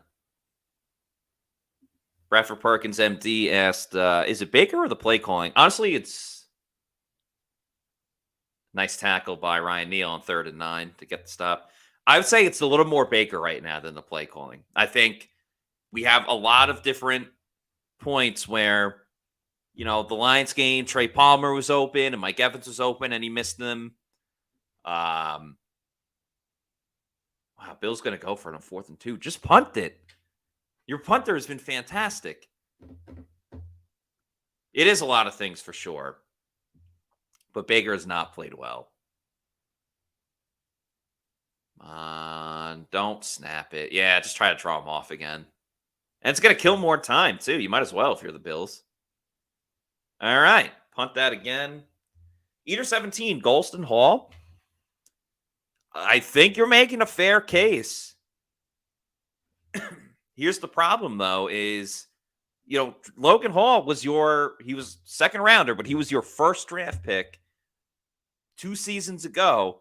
Will Golston, we love him, but he's on the tail end of his career. This may be his last season. Remember, he didn't sign until like a day or two before training camp. So how much do you play Will Golston with just not developing Logan Hall? They could probably trade Devin White. I don't really know who's in the market for Logan Hall at the moment. And I think it's way too early to give up on him.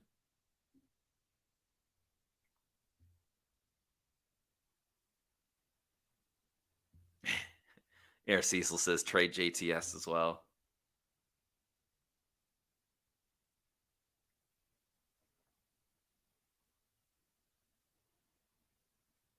Another great punt by the Bills punter.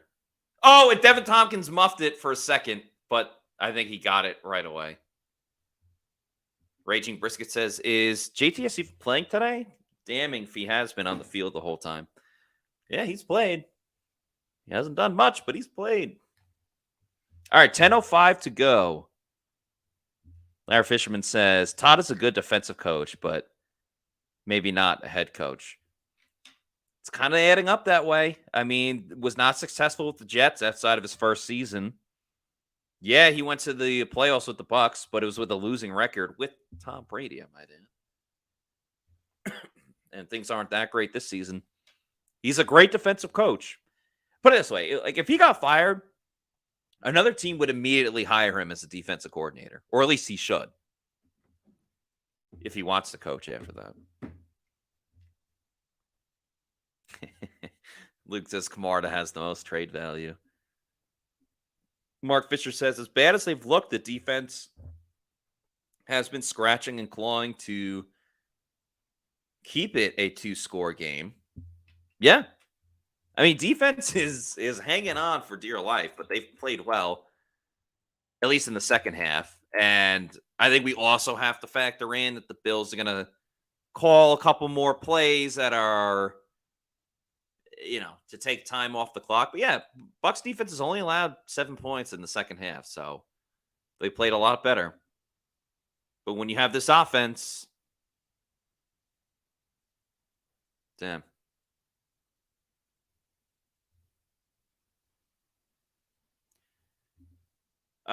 Freddie, I disagree with this comment. It says soft-ass Tampa Bay reporters won't say anything to Dave or Todd. We've asked the questions. Why'd you go for it on this play? Why didn't you go for it on that play? What's wrong with the running game? Maybe you should add a tight end as an extra blocker because the backup offensive lineman as an extra blocker at tight end because the tight ends aren't getting the job blocking. We've asked those questions. They just kind of give coach speak sometimes, and they don't give us exactly the response that you guys all want to hear. But at least Pewter Report's been asking a lot of those questions. I flat out asked him on Monday if he's considering any changes in the starting lineup on offense or defense. And he said, no, not at this time. So, sorry you feel that way, but, Scott Reynolds asked Dave Canales this week about using an extra tight end. Dave Canales said that the tight ends are blocking well. What do you want us to do if he says that the tight ends are blocking well? We'll say, no, they're not. And he'll say, yes, they are. And then it's a back and forth kind of game. So I get everyone's frustrated, but I feel like Tampa Bay media overall has asked fair enough questions for why the team is struggling. I mean, if we as a unit ask them, as Tampa Bay media ask, why aren't there changes? I mean, I asked a couple of weeks ago, what is Keyshawn Vaughn doing to get RB2 snaps? And he got asked it again. And yeah, false start on the on the offense. But yeah, Scott and myself have been asking questions, but if they don't answer the way that we don't want to.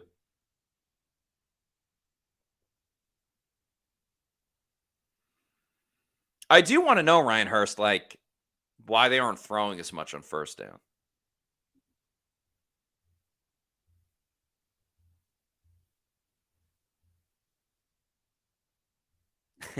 Josh says, hey, Todd, why does the offense flat out suck? Baker's throw to Trey Palmer is incomplete. Al Bundy says Payne was a bad pick. Yeah, but I don't know. He was a day 3 pick. Adam P. Park says, at work instead of watching the game, I'm watching my boy Matty Diamonds. Adam, thank you so much for watching, my dude. It's been a tough game. I'll try to do my best with the play-by-play and stuff like that. But appreciate you watching. Thank you so much. Air Cecil says, every route is a hook or an out. Baker looking, dumps it off to Rachaad White, who makes a cut, heads up the field, and gets a first down for the Bucs. Desperately needed. I want to get this comment from Josh S., who says, Mike Evans is a spectator at this point. Yeah, he is. That's something else. I asked Dave Canals during the week, like, how tough is it to get Mike involved when teams are double teaming him?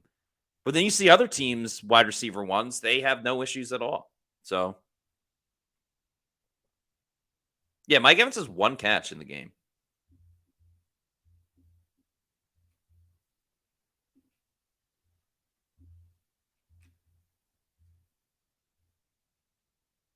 Randy Douglas says, you were going to have a tough job the rest of the year, Matt. As Baker looks, throws down the field. It's caught by a wide open Mike Evans, who's at the 40, gets to the 35. There's a flag on the play. Oh, let's hope it's on the Bills. Oh, it's on the Bucs. Oh, it's on Cody Mauch. Oh, that is a rough one. Let's see the penalty. I mean, it seems like the defender kind of fell. Oh, that is a killer. As Bam Bam says, no, Cody. Oh.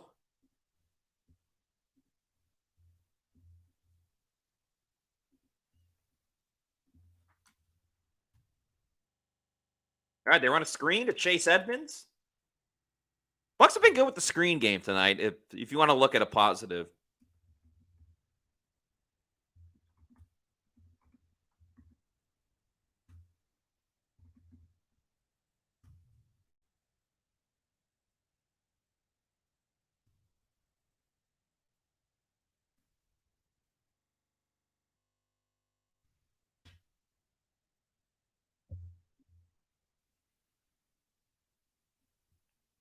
Yeah, I agree with Raging Brisket. The defender fell.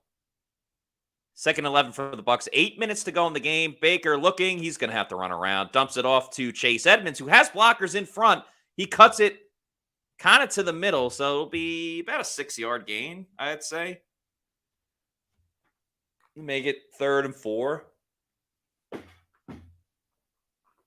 I agree, football fan. That was a weak flag. Shaggy says, I will offer my services as offensive coordinator. Previously worked at Bishop Sycamore. That is hilarious. I haven't seen that documentary yet. And then there's something that, like, they're playing another game. But great comment, Shaggy. It was very funny.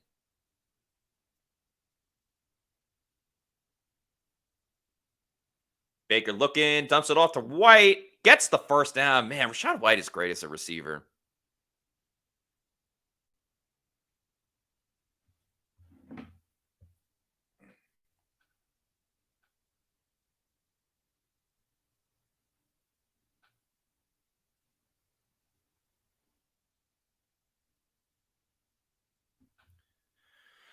Baker throwing. Ooh, nice catch by Raheem Jarrett. Refs are saying he caught it, so nicely done.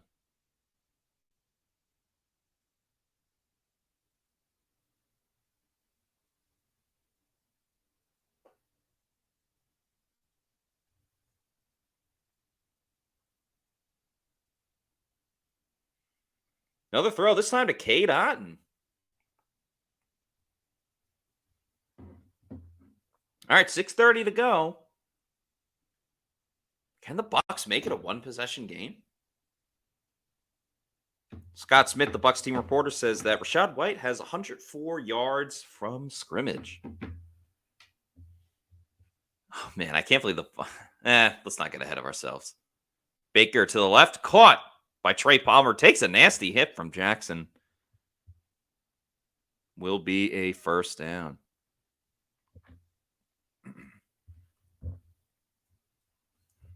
Yeah, Shaggy, I'm definitely going to check it out at some point. I don't know when, but I will. MJRVI says, look at us not running the ball. Daniel Gomes says, no sense of urgency. Yeah, time is of the essence because the Bucs need 2 scores. Baker steps up. Oh, he's going to get hit from behind. He's sacked on 2nd and 3. It's a tough one. Frank G says, just make White into a wide receiver. Yeah. Ryan Hernandez says, 4-minute offense down 2 scores. Yeah, that's tough. Baker, you got to get... Yeah, man. That's another sack allowed by Tristan Wirfs.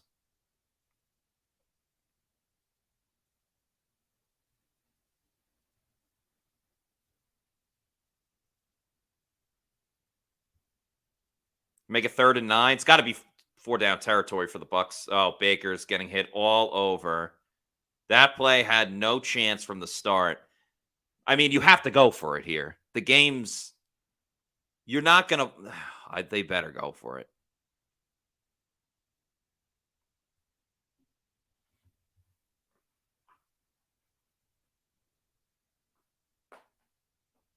Oh, man. K-Dot was open, too. What is Baker waiting for?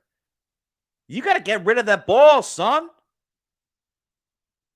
Like, he immediately started running. Maybe I'm seeing it wrong, but, like, I don't know. K-Dot was open. You got 4 seconds. You don't want to waste your timeout. You got to call the play. 4th and 10.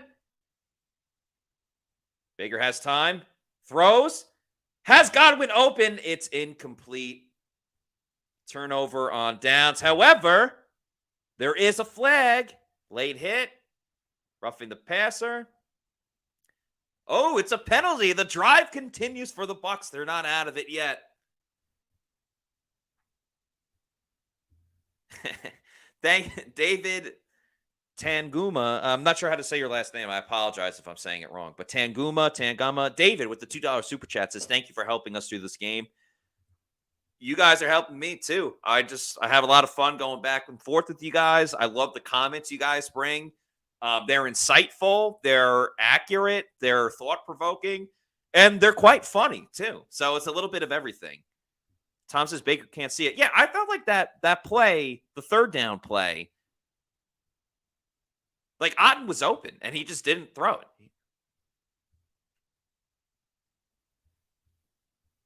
But yeah, Bucs still alive. Baker throws down the middle. It's caught. Oh! It hit the hands of Payne Durham. It was knocked out by the safety. But damn, that kind of sucks. That kind of sucks because that would have put the Bucs in great field position. No, he should have caught that. I take that back. Payne Durham should have caught it. Brick hand. So yet another tight end that not paying off for the Bucs. Bucs Basement says he should not be wearing 87. Baker sidearms hit to Cade Otton. Tackled in bounds. That clock's going to tick. Tick, tick, tick, tick, tick, tick, tick, tick, tick, tick, tick, tick, tick. I'm not blaming Baker for every play, Nicola. That clearly was a drop. But I think there's a lot more plays you could point to where Baker didn't make the right throw.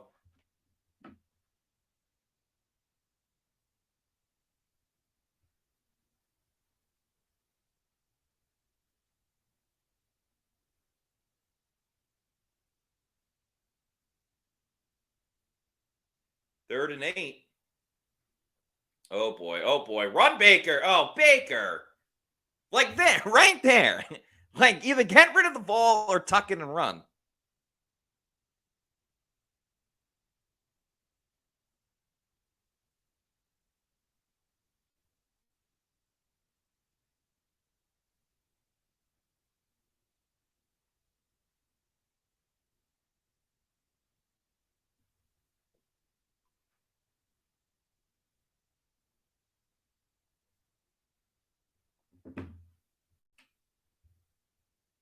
Yeah, waited 30 seconds for that hit. So 4th and 8. Remember, they got bailed out last time. Baker, no shot. What are you going to do? Nothing. No. Oh, face mask. That's a face mask at the end. Yeah. Oh, my God. The Bucs are going to get bailed out.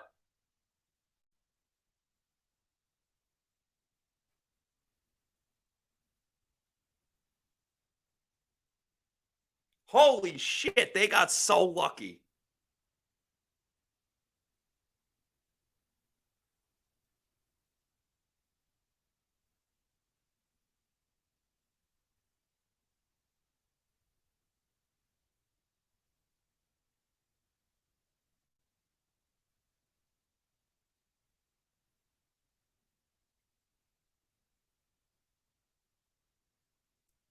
What a bad penalty by the Bills.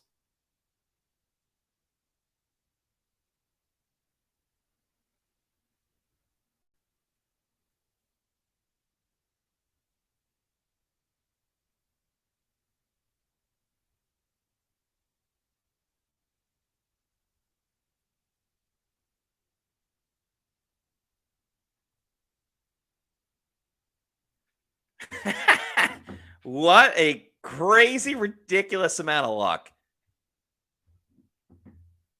By the way, Pewter Picks and Props, I had Bucs plus 8.5. The ball deep down the end zone, incomplete. I have the Bucs plus 8.5, and I took the under of it's either 42.5 or 43. Let's just say 42.5. I am threading the needle right now. Because if the Bucs score a touchdown here, that would put them down 7. And it would put the game at 41, I think. What's the score? 34? Yeah, 7 would be 41. And for Bucs fans, I want Bucs fans to be happy. But if the game ended 24-17, the under would hit and the Bucs would cover. But anyway, Baker over the middle. Nope.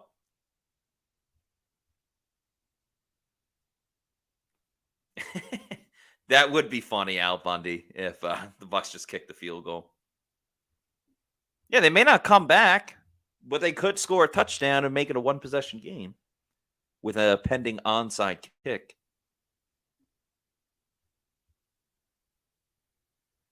Yeah, Christopher, I don't agree. That was such a tough play from Mike. I wouldn't call that a drop. Baker to the sideline, knocked away. 4th and 10.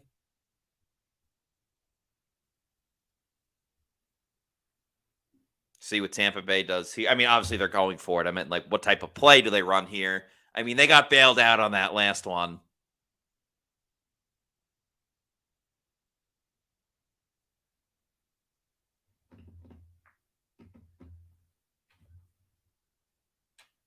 And both of those, yeah, that's also true. The 2 first downs have been by penalty. Timeout. Bills call timeout.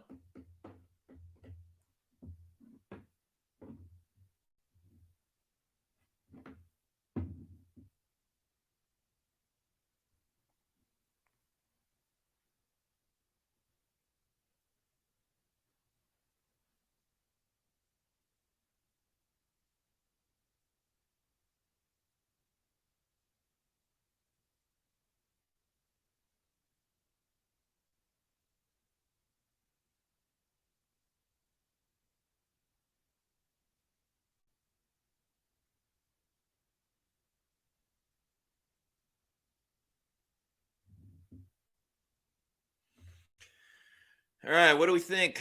What do we think? Brian Shaw Baker looks like me throwing out there.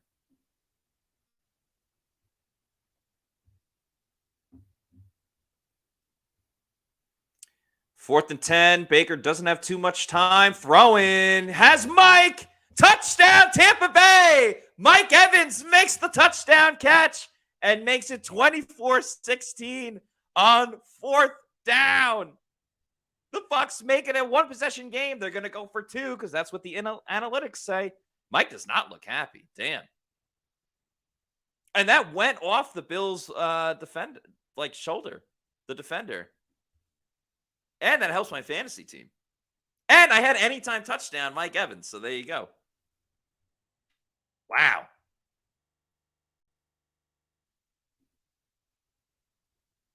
All right, Bucs going to go for 2 because that's what the analytics say. By the way, we got a super chat from David Tanguma that says, I love Mike, but elite receivers make that catch. Well, he made up for it with that play. Come on, Bucs, hit this. Would love for them to hit it. Baker looking, dancing around, throws over the middle, the ball's tipped, and it's caught by Cade Otton. It's caught by Cade Otton. And the Bucs make it 24-18. Wow, wow, wow. Ridiculous.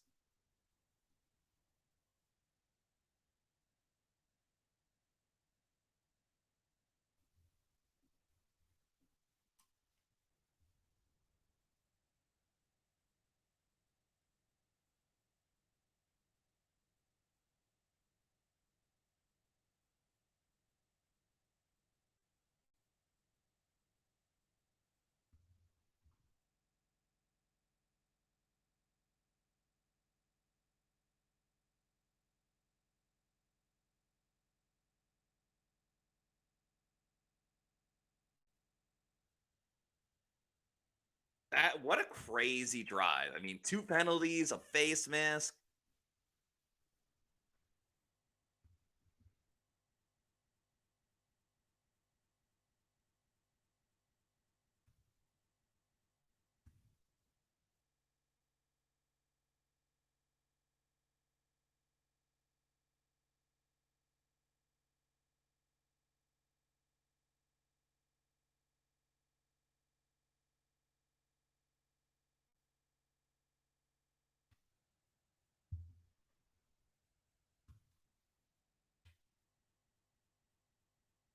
What a game. All right, Bucs fans, what do we think?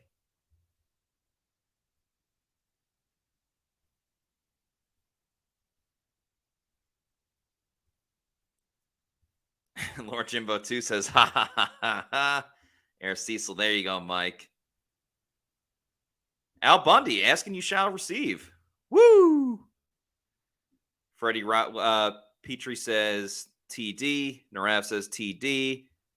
Freddie Rothwell, 13 for life. Talking about Mike Evans. We got a, oh my God. Evans has to get 1,000 yards. Another 13 for life. 6.5 points for Mike on that last play. Yeah. Let's check the stats.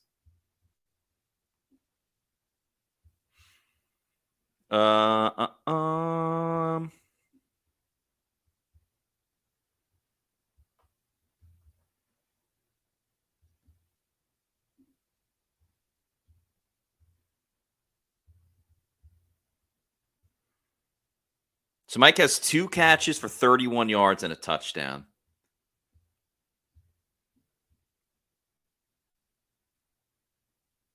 So that's, I mean, 31 isn't ideal for his 1,000-yard thing, but so 3, 5 for the receptions. Yeah, 11 point outing for good old Mike. All right, Bills return it and just go down. So there's 2:41 to go in the game. Bucs have all 3 timeouts.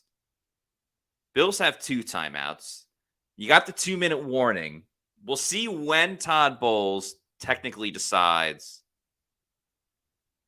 to go for it. Nicola says, why we wait last minute? As always, fourth quarter canals coming in hot. Let's remember, there was 2 penalties on that drive that helped the Bucs. And Bucs got another stupid penalty. So, yeah, we'll see.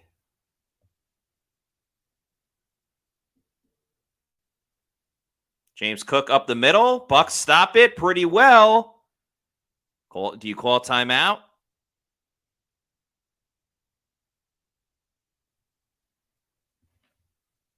Bucs do call timeout. That's their first. Air Cecil says, this is where we need Vita. Yeah, I mean, you see how the Bucs look with and without Vita. Daniel Combs says Baker should just aim for helmets.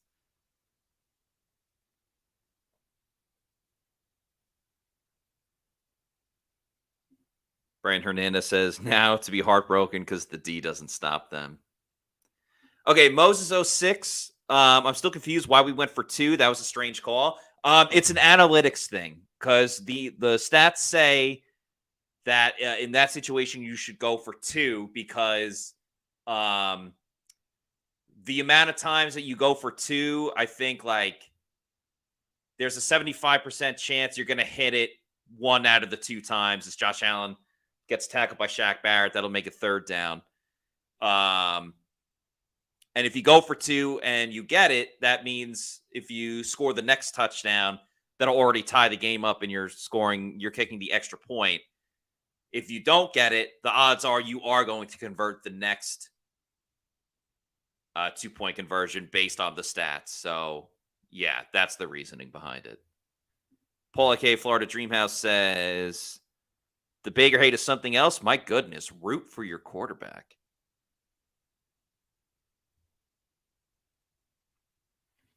All right, so this is the biggest moment of the game. Where's White been today? Not doing much. That was Brad Perkins, sorry, with the comment. All right, 3rd and 5, 2:25 to go. Bucs have 1 timeout and the 2-minute warning. They need to make the play here. Can they get to Josh Allen? They haven't gotten to Josh too much tonight. They send a blitz off the edge. It is caught by Diggs, and he gets the 1st down and more. That's a tough one for the Bucs. They blitzed. Izzian wasn't able to knock the ball down. And that'll be a 1st down. Buffalo.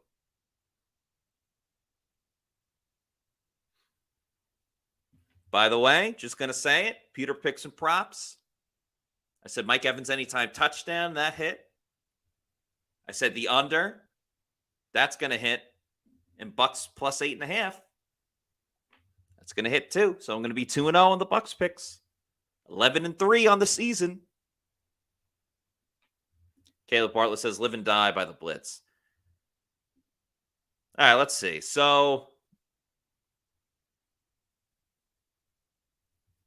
why are we blitzing? They always blitz. They always blitz, and they want to generate pressure. I don't blame them. So, Bucs call their last time out at 2:12. Bills will obviously run it here, and they'll go to the 2-minute warning. Naturally, they allow 7 yards on the play. Paul, a.k.a. Florida Dreamhouse, says, Matty Diamonds made me $150 tonight to fund my Super Chats. Paul, thank you so much. I mean, you're so kind and generous with the Super Chats. Glad I won you some money, though. I told you the under, and I told you Bucs plus 8.5. Bucs are going to hit. Unless, I don't even want to say it. I don't even want to speak it into existence. Listen, I want Bucs fans to be happy. I'd rather plus 8.5, take the Bucs, and the Bucs win outright, but got to play those odds. Got to play the percentages. Bucs have hit the under in every single game except for week 2 against the Bears. So, you know what? I'll give you guys a little bit of a spoiler. Depending on what the number is for Bucs versus Texans, I'm probably going to take the under again. We'll see. If it's like 39, I might be compelled to take the over. Yeah, another tough loss for Tampa Bay.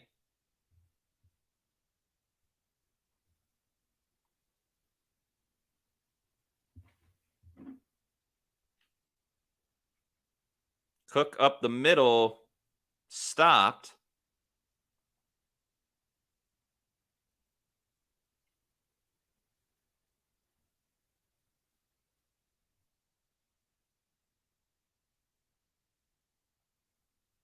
Bucs have no more timeouts. MJRVI says Baker used all his luck last drive. Yeah, I mean, let's be real. 2 penalties, a face mask after he was already wrapped up. That was just dumb. Dumb, I tell you. 3rd and 2. Got to get a stop or the game's completely done. I think the Bucs are going to stop him here. Oh, it's close. He's short. Latavius Murray is short. So the Bucs do get the stop. Devin White in on the play. He almost got railroaded. Now, what do you do if you're the Bills? I mean, by the time you run it down anyway, I think you have to punt it. You have to punt it because, one, the punter's been great all night. Two, Baker Mayfield can do a lot of stupid things. Three, if you get stopped, you're giving the Bucs the ball in midfield. I mean, they had all night long, they've tried to draw the Bucs off sides.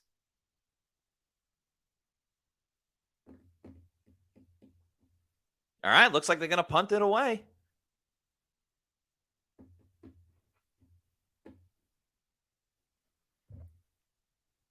We'll see. I mean, miracles can happen. Tom, good question. What time are y'all going live after this?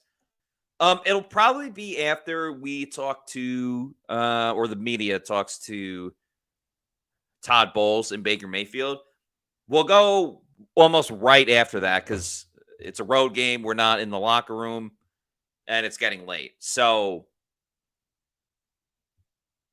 I can't give you a specific, like, oh, we'll be on 20 minutes after the clock hits 0 or whatever, or 25 minutes or whatever. But 27.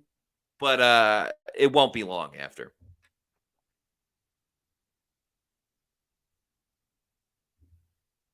All right, Bill's going to punt it away. Can the Bucs get a block? Nope. The ball is booted. It's not even going to go. It does go in the end zone. Oh, I just hope. I can't even say it out loud. But I'm worried the Bucs might do something stupid. No, I can't even say it. I can't even say it. Adam P. Park says, thanks for keeping this entertaining, Matt. Rough night for Bucs fans. Really, really appreciate the kind words from you, Adam. And yeah, hopefully I can bring some joy.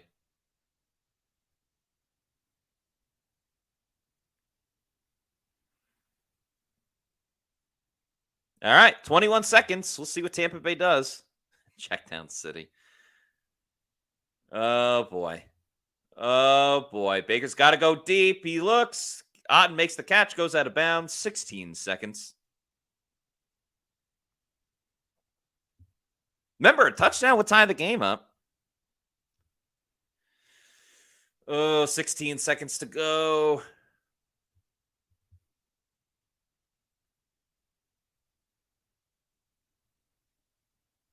Caleb Bartlett says, classic Brady drive here? Not so much. Alex Hoda says, front on first down. LOL. How about a couple more throws to Mike? Got to go deep. Got to go deep. What are you doing? What the hell was that?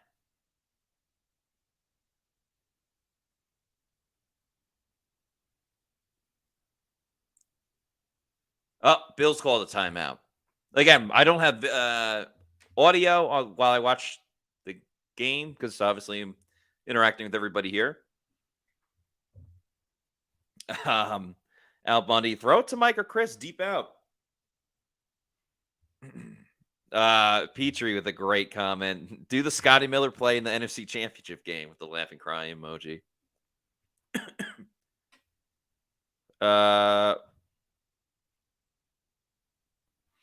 Caleb Bartlett says, I just choked on my beer during that. What happened? I think they just called it. The Bills called a timeout. Brad Perkins, Maddie, love your commentary. Thank you so much. Love that you are able to watch. Baker throws it sidearm, gets the pass off to Rashad White. You got to get out of bounds, dude.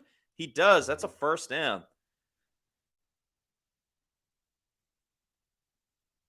Okay, guys, I'm going to leave you guys up to this. We got 2 ideas for the graphic tonight for the game, unless the Bucs make a crazy comeback. Either not enough offense for the Bucs or too little too late for Bucs. What do you guys think we should do?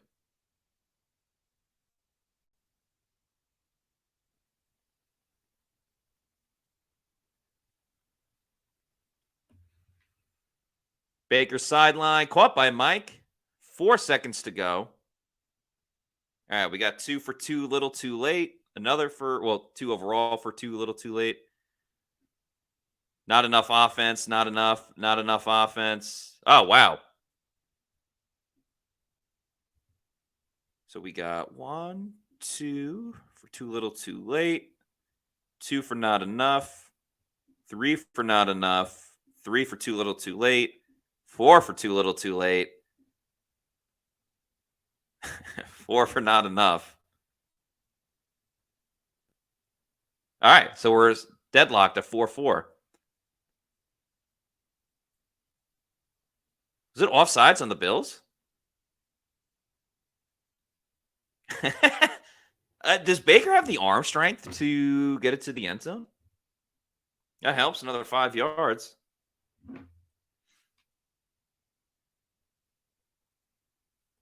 Yeah, he was way offsides.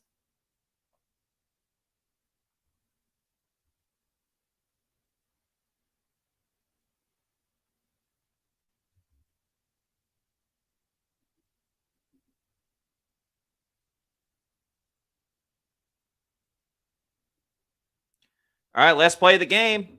Baker trying to buy time. He's going to step up. He's going to heave it deep. Got it to the end zone.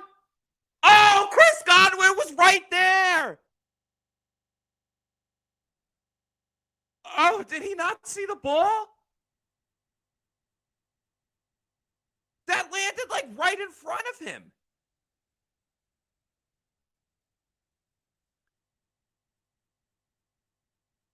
Oh, he didn't see it. Oh my God, Chris Godwin was right there.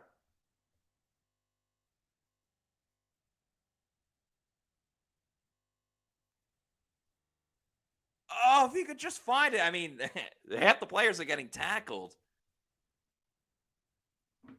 Jesus. All right, well, the Bucs lose. The Bucs lose 24-18. Oh my God. Chris Godwin was right there. I'll give him the benefit of the doubt that he just didn't see it. That's so Tampa. Oh, jeez. That is a tough one.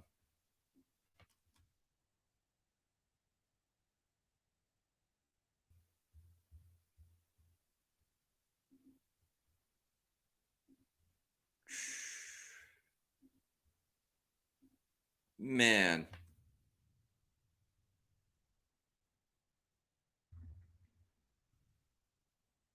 That was unbelievable. $20 million drop, says Bam Bam.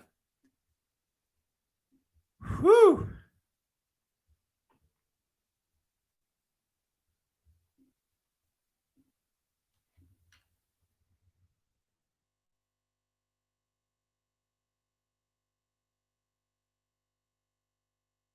All right, I'm gonna ask you guys. We're stalemate. We're deadlocked in this.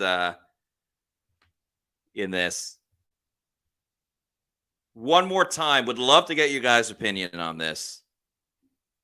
Should we go not enough offense for the Bucs, as you see there, or too little, too late for the Bucs?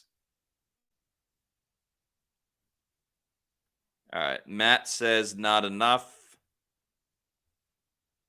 Paul, a.k.a. Florida Dreamhouse, says too little, too late.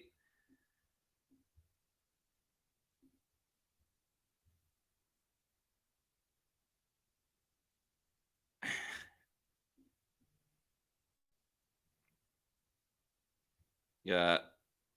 Too little, too late. Another for MJ. Another for too little, too late.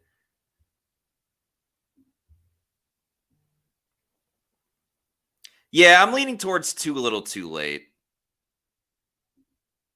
Because it was such a dramatic ending. But I do agree that there was not enough offense. But just the way that ended. All right, guys. That is... Well, you guys already know what the title of the post-game podcast is going to be. It'll be myself and SR, Scott Reynolds. Thanks to everybody that watched. We're going to have the Pewter post-game show in not too long. Appreciate you guys. Love you guys so much. Had a great time interacting with everybody. Sorry the Bucs didn't win. I did go 2-0. My Bucs picks, though. So holla at your boy, Matty Diamonds. For everybody at pewterreport.com that kept us or that joined me today. For everyone from Pewter Report, I'm Matt Matera. See you guys on the Pewter postgame show in not too long from now. So peace out.